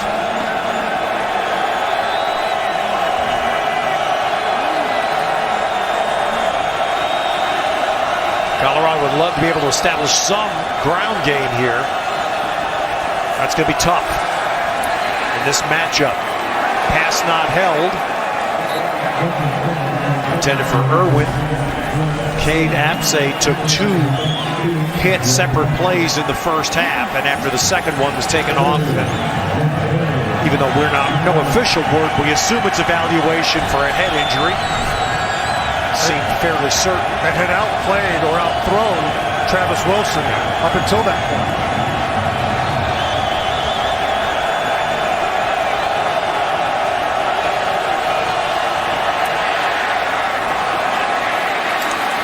Wow, Lindsay bumps off his own back. His own blocker, excuse me. Philip Lindsay, the back bounces hard off Jared Coe, the left guard, and still rights himself to get a first down. Yeah, so it's well set up. You're thrown into pressure. But this is where Lindsay has to know he's got to set up the guard. The guard's coming out to get Jared Norris. He's coming out. That's his job. He's got number 2 man back in. But Lindsay does a nice job not hitting the ground, coming up and getting that first down. He flattened his own guard. Took him out. I didn't think guards had that happen to him. That's a nice 17-yard gain and a new set of downs for the Buffs. So Lindsay off the field and Carr on. Patrick Carr has a good first down game. The old blindside your guard hit. It's not supposed to be a friendly hit that knocks you down. What's that like in the offensive guard room? Oh, that's going to... He'll get quite an earful. Of course, for Colorado, this is their 13th game. They opened the season at Hawaii, so this is 13 games for them. No break. They did have a Thursday start, so they had a mini, so to speak, but no straight bye week for them this year. And what that can do to your injury situation, your depth. One of the things that University of Arizona, Rich Rodriguez talked about, they didn't have a bye. They played 12 straight. It's tough. It's tough to stay healthy.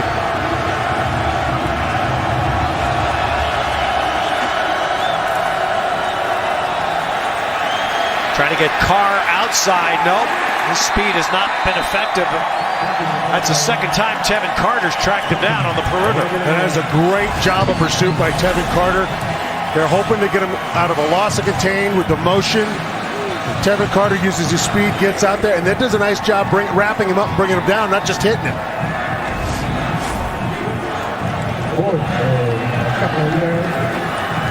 So 4th down, and Colorado makes a late shift to bring the punt team out, and Alex Kinney.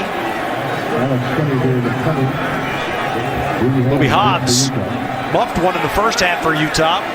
He is the return man.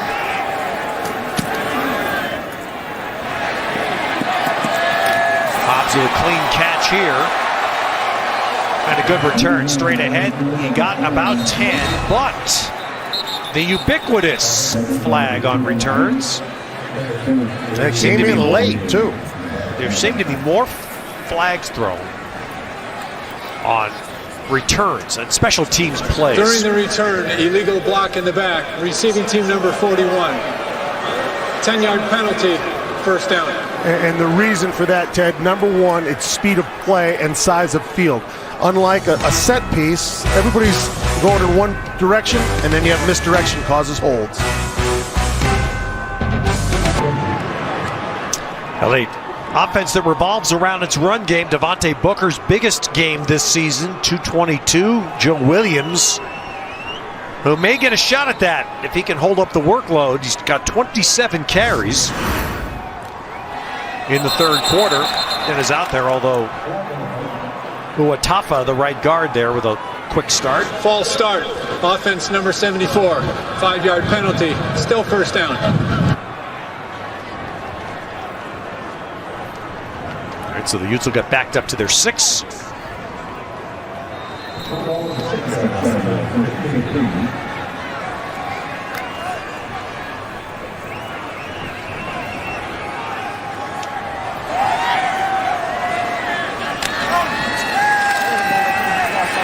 Utah going to play action, taking a shot for Scott. Wow, he made a really nice adjustment, and then so did Isaiah Oliver. Isaiah Oliver got his left hand in and knocked that ball out. It looks like Scott might be shaken up on the sideline as well. Here's the take a look. Scott, you're right. Scott adjusts well to this ball, turns his body around. But Oliver at the last minute gets his hand in there, knocks that ball out. Well done by both of them. And that's what happens on a pass. We just really hope that Kenneth Scott is okay over there. So a little play action, first down, with Utah taking the shot down the field. They threw a lot of deep balls in the deeper and more pass routes in the first half. Come back more running the ball here. I must say, Glenn, we were at Corvallis last week. I heard, for me, a surprising amount of feedback from other people how impressed they were, and I give credit because yesterday Washington got their 6th win. Chris Peterson last week ran the ball the last 29 plays of the game. I heard from people about that, how much they respected Washington and Peterson for doing that in what was a one-sided game. Yeah, and they kept possession of the ball. So it was actually several things there. First, they kept possession of the ball, and they allowed their offense to dictate. But also, it was the right thing to do. As you said, it was a lopsided affair, and he didn't try to pile on points. And let's see take a look at Scott at the end of this play.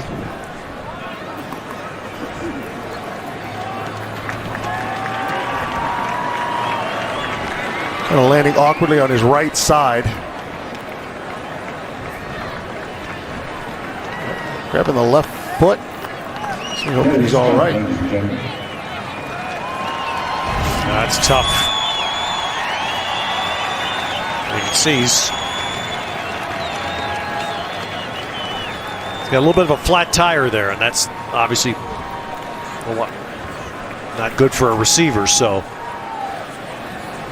Kenneth Scott in his final game at Utah at this stadium. Of course, the Utes are going to play someplace in a month's time, and you give all the hope for people like this that they get a chance to play in that last game. These are the Utah seniors, 2 shifts here. The offense, including both quarterbacks, Wilson and Thompson, and the defense, and the punter, Tom Hackett, who has been an outstanding 2-year weapon. And you look at both Jared Norris and Johnny Paul, 2 very good active backers. They'll seek to replace them. Seems that Utah always does, though.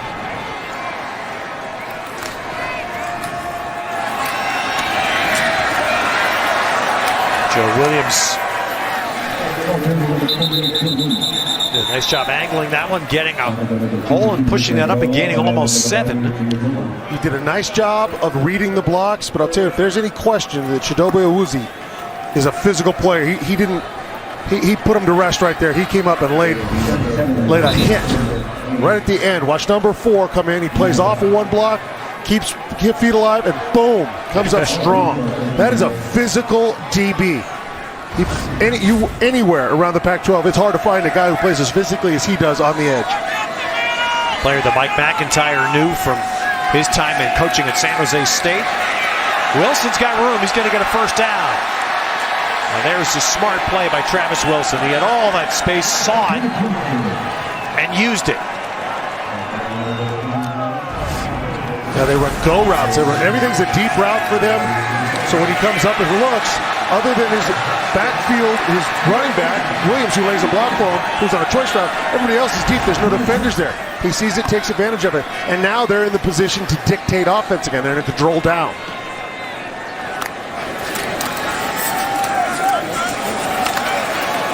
Well, Joe Williams, who had a fumble last week, a fumble in the first half today, but Utah continues to feed him, and he's building faith. That's his 29th carry, and he's over 170 on the day.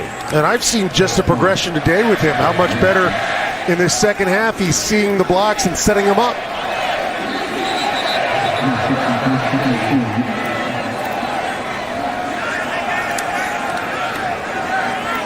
Bubba Poole alongside Wilson. And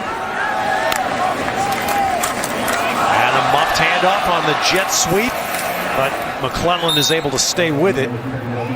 The loss on the play, but more importantly, he retained possession. You know, you want to do the fly sweep. It's running back isn't watching the ball; he's watching the defense. The ball's high up on his chest. There's they're not used to receiving a handoff, and I think that's just I got too many toys. If you want to run wide, run the little flare to Bubba. He's your guy out there. Now you put yourself way behind the sticks again. Wilson misfires, incomplete. All right, don't forget final score presented by Microsoft. Again, recaps the entire day of football. That'll be 10:30 tonight on Pac-12 Network. You know, Glenn, that little wrinkle that we talked about on the fly sweep that we've seen other teams is Scott is going to go off, and that's rough for Utah. For him, for Kenneth Scott also. We've seen some teams employ this little wrinkle on the fly sweep of the quarterback actually flips the ball up in front of him. That's right. Which therefore makes it a forward pass. It's like a shovel pass. It's like the inside option. Right. Thus, if it's muffed, it's an incomplete pass, not a fumble. That's right. Fair catch by Spruce to the punt. Let's get an update with Ashley Adamson. Jackson, who's interesting, both he and Charles Nelson have been those great two-side threats, two-way threats this year. Jackson actually a three-way threat when you throw the return game in. Kind of like McCaffrey, Stanford, another one. Yes, most definitely. As the handoff there goes for nothing to Patrick Carr. Well, Stanford to play the winner of that game in the championship next Saturday. Unfortunately, this year, Stanford and Utah did not play because of the scheduling. Somebody has to miss, and Stanford and Utah will also miss again next year. Stanford, though, when they finish tonight, will have played 5 games against the current CFP top 25.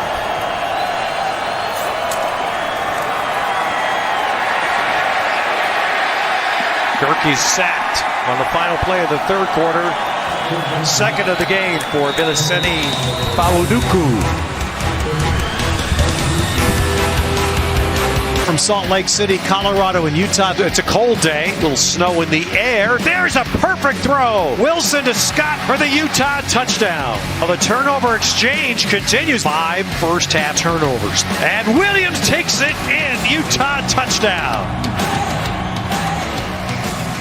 Utah takes this lead to the fourth quarter. It hasn't been the smoothest, Glenn, but I'm feeling now Utah's poised to really finish the regular season the way they want. Yeah, you could tell something changed at half. Whatever they decided offensively to do, and I think that's run the ball, put the hands into Williams, put the ball in Williams' hands, get that offensive line pushing. They were going to start dominating physically, and that they've done. Reestablish who they are, and then if they can get this, await the bowl unfolding next week. Jordan Gerke in all kinds of trouble and eventually is dropped. It's another sack, and Faunuku has 3 of them. 5 for the Utes. And that's where Gerke just needs to get rid of that ball, get it up, out of bounds, right here. Get rid of it now. Don't try to make something else happen.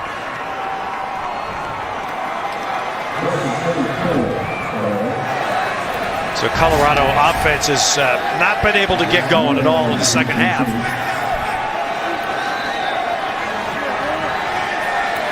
Alex Kinney will come in and he'll punt this ball away. It's a deeper ball, Hobbs back. And again, a good job. Straight ahead return to get about 10, and once again a flag.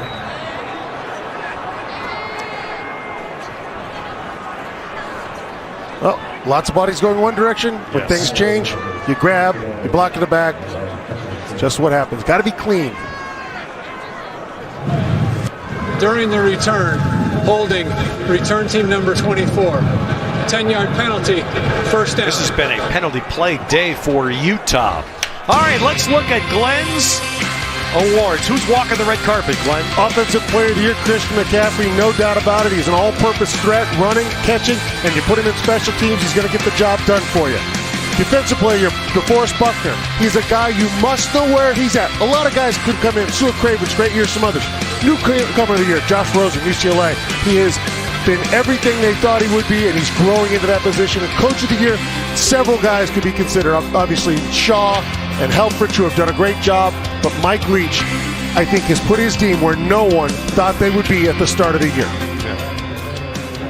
But again, defensively, so many guys you could put in there. And there's so many deserving people. I'm going to throw two names out there. Okay. That I think. Can I throw them away? No. Yes, you have every right to do that. It won't be the first time, Glenn. Offensive Player of the Year, Juju Smith-Schuster. I'm going to throw that name out there. I like it, but I believe that he's limited within the scope of that offense. Because he's a wide receiver, and he has to have a route for him. He has to have the ball delivered. Christian McCaffrey runs the ball. He receives the ball. That, to me, he dictates more of what happens on the field. And defensive player, and this is, again, the guy that just doesn't get spoken about, leads the conference in tackles for the best team in the conference, Blake Martinez at Stanford. Blake Martinez is a very good linebacker out of CDO High School in Tucson, Arizona. But I think that he benefits from a very good defense around him. And guys, if you're a good linebacker, most of the time you got guys keeping guys off you. I think he's good. As I said, many people would deserve it. Do you know the lovely Casey Parker has informed me that the most frequent word in your vocabulary is but? Did you notice that? But. Well, it's how you have to do it. I would say this, offensive player who could be Joshua Garnett, left guard, Stanford. There you go. As good as they come. Kyle Murphy, left tackle. The offensive line for USC was incredible until the injuries took their toll. Max Turk. Ooh, look at that. Wilson. Man, running back got smoked there, and I thought Wilson was going to, but Joe Williams took a double hit, and Wilson survived. Wow.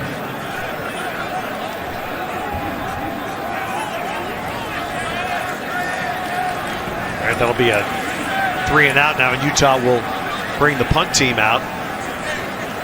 The nice part of this conversation is that there are enough viable candidates. You really are. I mean, offensively, defensively, coaches. There's been so many guys that have stepped up, and that's why picking just one is so difficult, and it's ultimately unfair to the others. Ooh, and that one just not tracked down in time. Allen got there right to the goal line, but it will be a Colorado touchback after the timeout.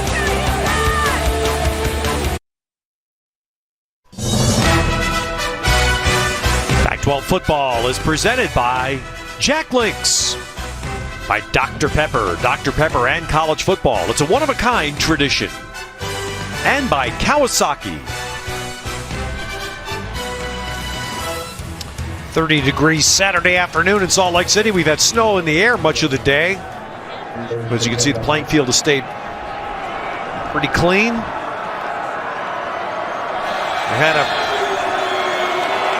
erratic day in turnovers, 6 turnovers, 9 penalties committed by Utah. Despite all that, the Utes have the lead. And Colorado's playing its third quarterback here in the second half, Jordan Gerke. He's their third quarterback of the season. He's the second quarterback to play today. Cade Apsay out of the game after taking 2 hits on separate plays that both appeared to involve contact to the head. Did not return after the second one. Came late in the first half.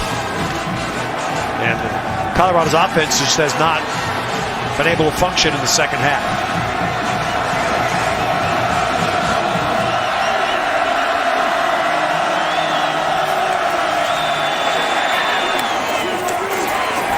Durkee gets it out to Lindsey, but not much of a gain there. Here, take a look what happened to Cade Apsey. That shot right there obviously was something. And then the interception, he's looking, he keeps his head looking, but he doesn't see this last hit because it's right at the point where he wants to make the tackle. And we haven't seen him since then. All the right protocol obviously has been being taken with Cade Apsey. So 3rd and 9 for the Buffs.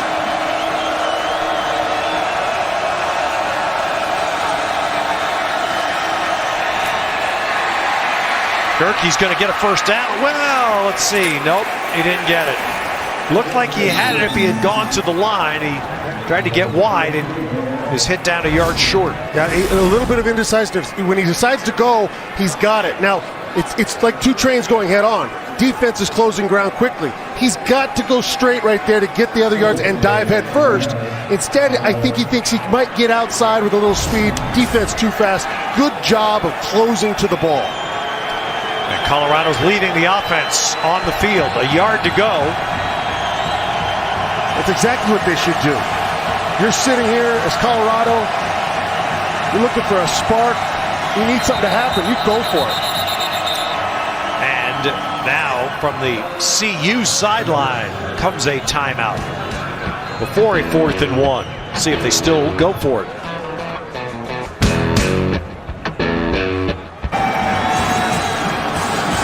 Timeout. Time to think. Change of mind for Mike McIntyre, Colorado. They send the punt team out. They had a 4th and 1 in the first half, and they did attempt to go for it, but did not get a snap off cleanly. That was in Utah territory. This back at their own 29. So in a 2-score game, the punt comes. And that's why, to me, that's why you punt there, is exactly that. It's a second muff by Hobbs today. And it appears he did recover. Yes, he did. He covered it. All right, let's look at the iRobot turning point of the game. Offense, defense, it's the first drive of the third quarter, right? Utah comes out, first drive of the third quarter, drives down the field. Williams with the score. Great blocking. His offensive line get to the second level. Take care, folks. That's the play of the game. You know, that was a great drive, wasn't it? I mean, great drive. Significant drive. You know, they went 13 plays, 68 yards. 9 of them were runs. They established their identity. Then your defense comes on, and their first drive, they get an interception, which results in a field goal for you. Flip the game on its head. All right, so Utah going to run Joe Williams again. His 31st carry. And Colorado defends that well, pushes him out.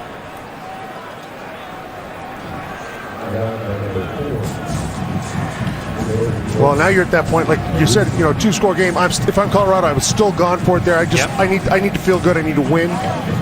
If Utah can get a drive, kind of forget what they did the last one, where I think they lost their way, go back to what they do best. Puts a lot of pressure on Colorado to do anything. Quick throw to Poole.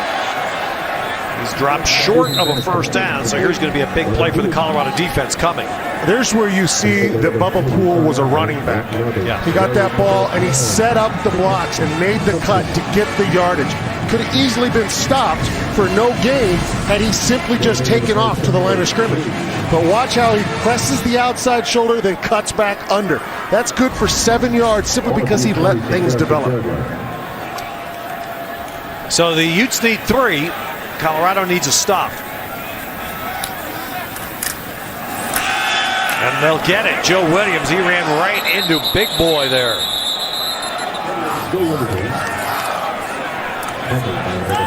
Well, Jordan Carroll grabbed him, didn't let him go. And so the Utes do go 3 and out. For Colorado, that's the one thing they needed after the choice they made to punt. You punt if you trust your defense can get you back the ball.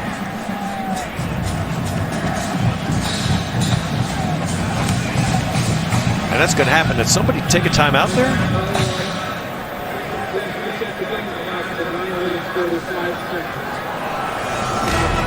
All right, so a team timeout was called, and it'll be before Utah 4th down. Kyle Whittingham closing in, wanting to make sure his team gets to the finish line on their 6th Pac-12 win, and would earn them a share of the South Championship. They don't win a tiebreak with either USC or UCLA, so they don't play in the championship game. Utah punting here. Hackett. And Spruce going to let this one bounce. And Utah, they're there. And do they down it? Wait for the signal. The officials are going to confer. There's no signal on the field. Touchback. Wow, that one hit and skipped fast, and the Utes didn't get there in time. Well, he controlled it, and they're saying he controlled it in the end zone, not before he got to the end zone. So you can see the ball's moving in his hand. He doesn't control it till he's over the line, therefore it's not down. He didn't complete the process of the control, right? There you go. On the cover. All well done, Ted Robinson. All right, that's time for me to give it to Jill. Well, thank you so much, Ted. I appreciate that. Of course, Utah was one of the 2 programs that we got to follow around on the drive this season. And how much fun was it being a fly on the wall, especially after Utah's huge victory over Oregon? Kyle Whittingham told me yesterday that it's been great for them as a program. He called it a win-win for his team and the fans. And he's watched every episode. He joked and said that he tries to get as little camera time as possible. But of course, those fans that have watched it this season know that they've gotten a look at Coach Whittingham and how he runs this program. And maybe the best compliment of them all, his wife likes the show too. Yeah, you're right, Jill. That's it. That's the money for Kyle Whittingham. Well, he runs a terrific program here. Jaleel Owini is the quarterback now for Colorado, handing off to Lindsey. And Lindsey running it for a 1st down. On the first play, you saw him keep it and go. Of course, he was a quarterback at Air Force Academy with Troy Calhoun. What do? They run the triple option and the veer. So he now brings that threat, and it's tough to defend if you haven't practiced it. So a little spark when he brings to the offense. Yeah, something different. He's from, as you see, from Aurora. Big guy. And when he came to Colorado, they moved him to linebacker, but Mike McIntyre did say the last couple of weeks after Sefo Lufau's injury that he has worked at quarterback in practice, so not improving today. He's had a little bit of work at this. And that's enough. They bring him out and bring Jordan Gerke back in.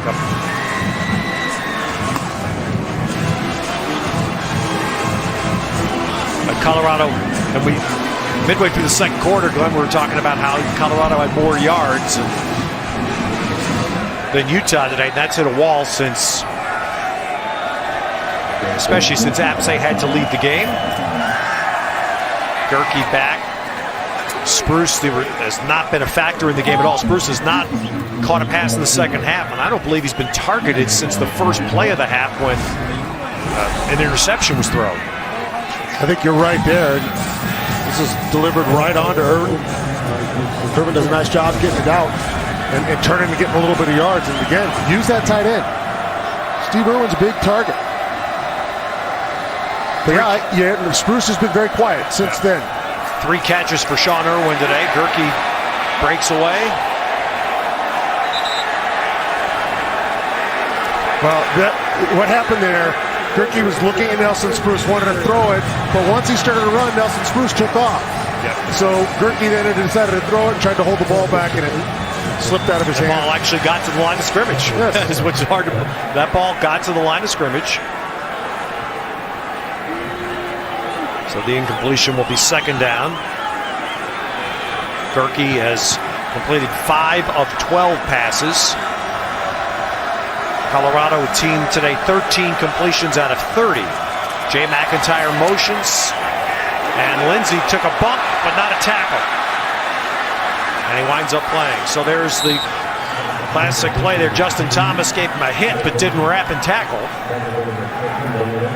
Yeah, and the reason there was a hit is your offensive lineman out on the screen missed one of their guys. They both went for the same one. The hit was there, and Lindsey, nice job running through it. Again, we see it. Good yardage on the play. Gives himself a third and very, very manageable. First play of the second half in Utah territory for Colorado. And Winnie is back in at quarterback. So 3rd and 3. Bring the running threat in. Send Lindsey out. And they give the ball to big Christian Powell, and Utah slams him.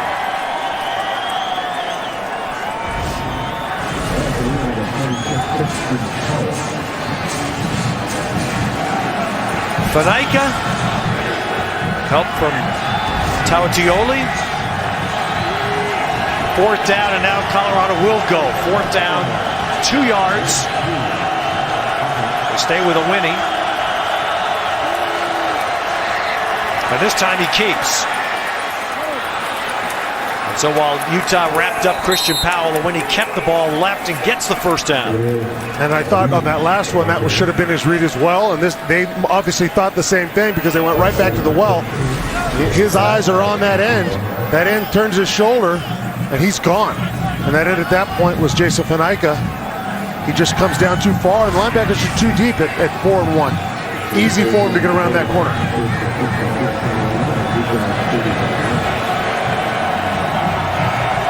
Gerke back. Oh, and he had Shea Fields. Just missed it. Yeah, just puts it slam. behind him. And that one will haunt him in his sleep. This is that throw where he's going to be, not where he's at. Just comes in too far behind him. When you're running full speed, so tough to turn around like that. Well, a chance for Colorado to put some drama into this 4th quarter if they can score. They need the end zone on this drive. Lindsey is going to give him a shot at it. Into the red zone. So Philip Lindsey with a strong run for CU, and they're at the Utah 18. Yeah, nice job watching the backers, seeing where the hole opens up, and hitting it hard, going north and south. The Buffs got something going here. They get a score. They can get 7. As you said, there's drama. A lot of time. Utah's offense has been unproductive the last few drives. Philip Lindsey's second 17-yard run of the day. But again, no, this is 4-down territory for Colorado. Winnie keeps it outside.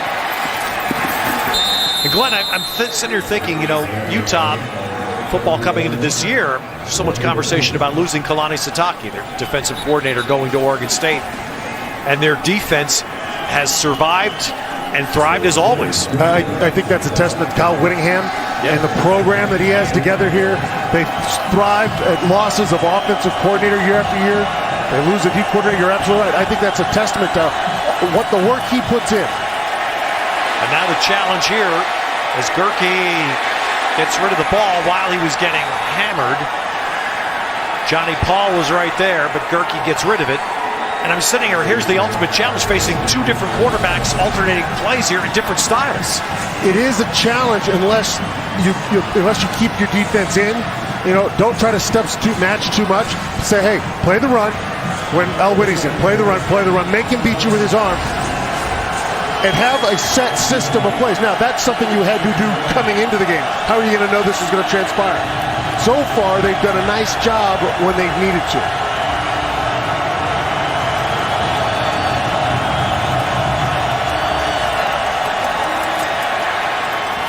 Screen set, Lindsey, nice cutback. And he's going to be close. Let's see, is he in? That's in, touchdown, he was not down. Lindsey is ruled touchdown, Colorado. Tui Kolovatu wrestles him to the ground. They're going to say he rolled over on top of Tui Kolovatu and never hit the ground. Yeah. Now this is well done. Good blocking to the O-line. Great read by Lindsey. And that's exactly what happens. He rolls right off the hips, keeps himself up. A good no whistle by the officials. Yes. They were right on top of him. Wow. Well done on the field. You see, that's a perfect view of it. Lindsey ends up landing on the soles of his 2 feet. He goes in for a touchdown.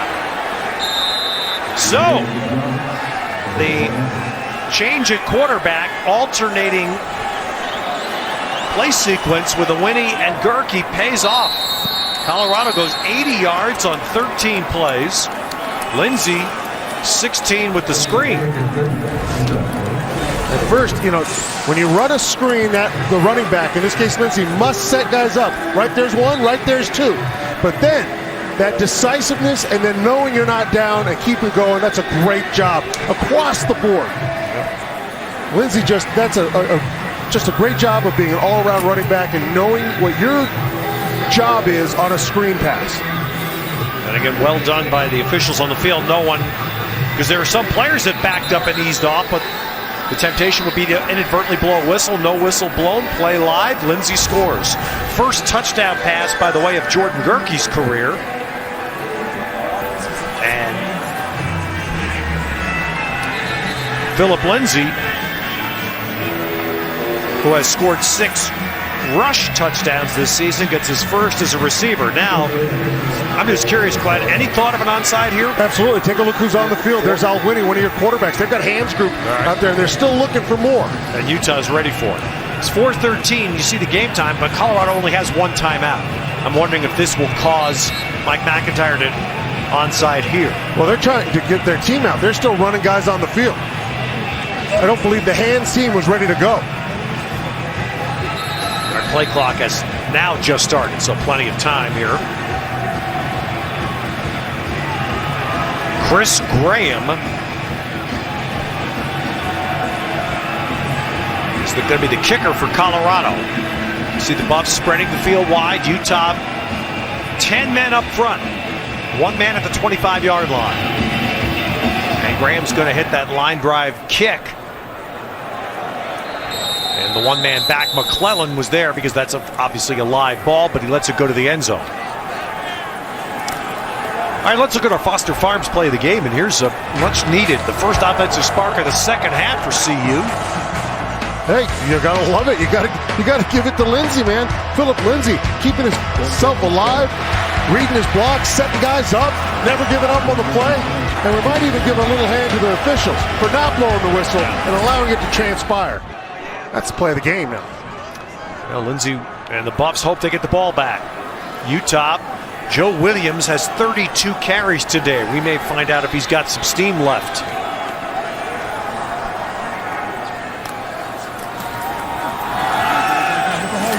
And Joe Williams on first down. That's a good gain. That's almost 6 yards. If Utah can run here for 1 first down, that should do most of the work.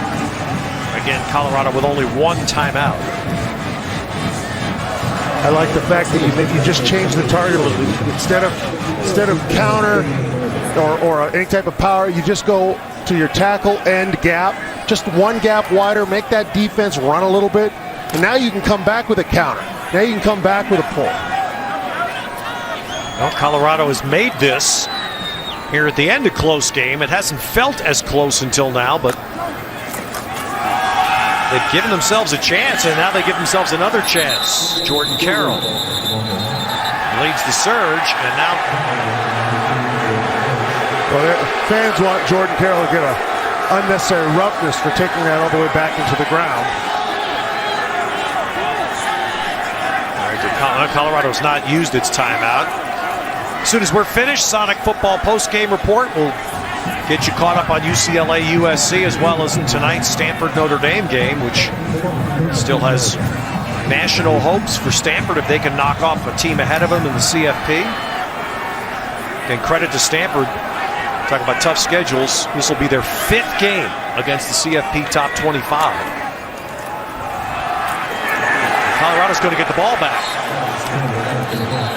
So Utah got 6 yards on first down, but then CU stopped him on 2 straight downs. Jimmy Gilbert with the big 3rd down. Huge play by Jimmy Gilbert right here, coming up, playing the quarterback and laying him out. That's a huge play for them. Now Colorado uses that timeout. So CU's taking its final timeout. They are going to get the ball back. How many times have they come close, Ted? Yeah, too many. And that's the point. And the only way the program turns is you've got to take one of those, at least one of those, and make them a win. You're absolutely right, and it's got to be. It's the type that can change you. When you look at those teams, other than Arizona, those 3 teams are all top-notch programs that turn your program around. Right. And if you can do that and get one over Utah, who's sitting at 8-3, that's a huge win for your program. And Glenn, we saw it live this year. We saw it in person at Autzen Stadium when Washington State went there and beat Oregon, right? Your team, it's knocking, but that's the win. That's right. To me, I thought that propelled Washington State. And I would agree with you, because then your team believes. It's one thing to get a win over Oregon State, who hasn't been good. It's another to get a win over a program like Utah.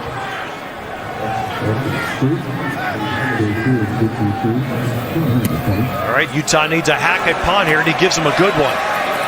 And Spruce fair catching, so Colorado will get a shot. They don't have any timeouts, but they still have plenty of time. 2:28 to go, 81 yards. And Mike McIntyre, you can see what he's doing here. Trying to make sure his team understands the opportunity that they've, despite a lot of problems today, having to go to a linebacker to play quarterback here down the stretch. All of this, Colorado has a chance. They have a chance, and if I'm coach, I am moving my quarterback away from this and giving him only 1 or 2 reads, ball out of his hands fast.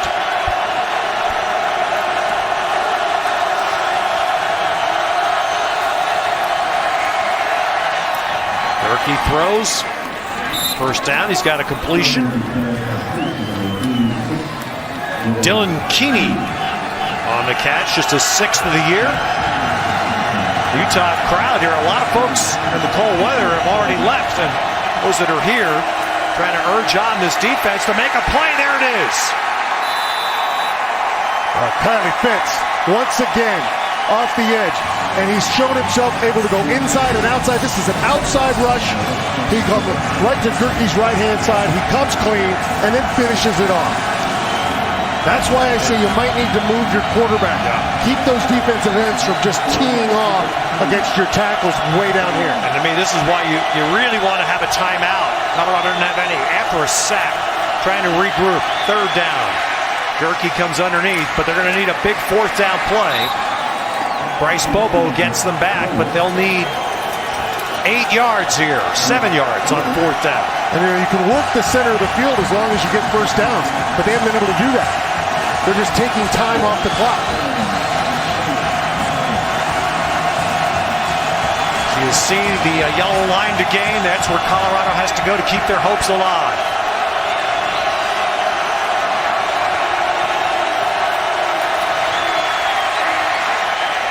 And they do.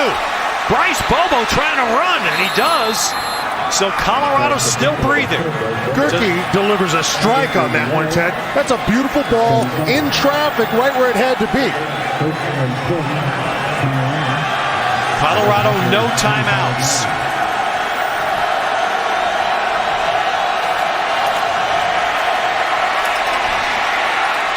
He's got to get sidelined. Lindsey does get sidelined across midfield. The other astounding thing about all this is none of this is involving Nelson Spruce. That's right. They're going down the middle of the field. That's a great throw by Gerke. Kind of getting a little rhythm now. He's not thinking so much. And the nice part here, Colorado has a chance. If they get to the desperate cause, they can go to the end zone from here. They've crossed midfield.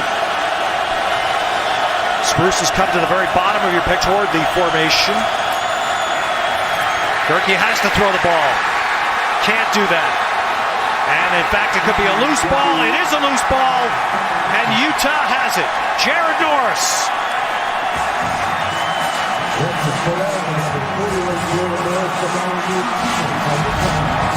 The pocket collapses around Gerke. They bring 5, and they get there with 5. It's man on man. They do a good job of pressuring. Gerke nowhere to go with the ball. He wants Spruce middle of the field on a crossing route. It doesn't come open, and that pressure's just too much for him. Yep. Mike McIntyre knows that feeling too well. And you think the coaches don't live and die with these games. It means everything to them. So Jared Norris, fitting, fifth-year senior, one of the two the men that Kyle Whittingham pointed out. Kenneth Scott, who was injured earlier in the game, although he did have a touchdown pass today, and Jared Norris as foundation pieces of this senior class. And Utah will win its 6th conference game. That's a high water mark for them in their 5th year in the Pac. They will be co-champions of the Pac-12 South with the winner of UCLA-USC. And they will await their bowl assignment. They've played themselves into a better bowl. It's been a great year in the Pac-12 for the Utes. And now it remains to be seen, without some of that leadership, can Kyle Whittingham, who's done such a good job, keep this program moving forward? Can they replace what was lost? Exciting time right now for Ute fans. And for Travis Wilson, his 23rd win as starting quarterback at Utah. His final game here, and he goes out a winner. Kyle Whittingham as well. Jill? Thank you so much, Coach. A close one down to the finish. How'd you pull it out? Well, takeaways by defense. I think we came away with 5 or 6 takeaways, and that really was the difference. Kicking game was solid. Hackett punted didn't get a lot going on offense, but enough in the tank to get it done. You were saying this week is all about the seniors. Send them out the right way. What does it mean?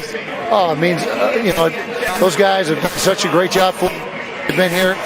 Now 9-3 is our high water mark in the Pac-12 to join the conference.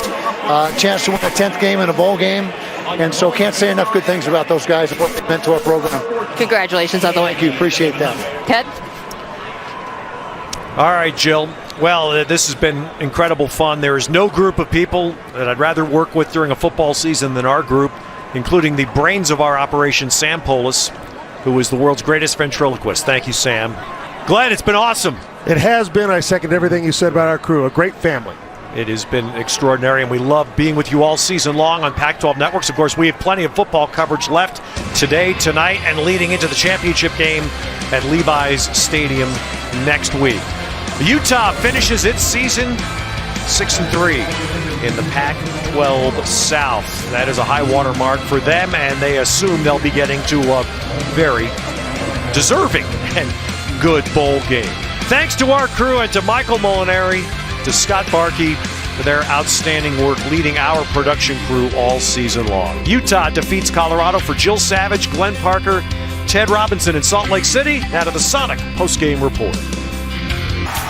It was a tight one in Salt Lake City, Colorado, and Utah. I'll show you how it ended. 4th and 7, Buffs convert Jordan Gerke to Bryce Bobo, but then with 30 seconds left on the clock, sack Lake City. It's a fumble. Utes recover. 2014 is your final. 5th straight game decided by 7 points or less. Mike McIntyre's reaction.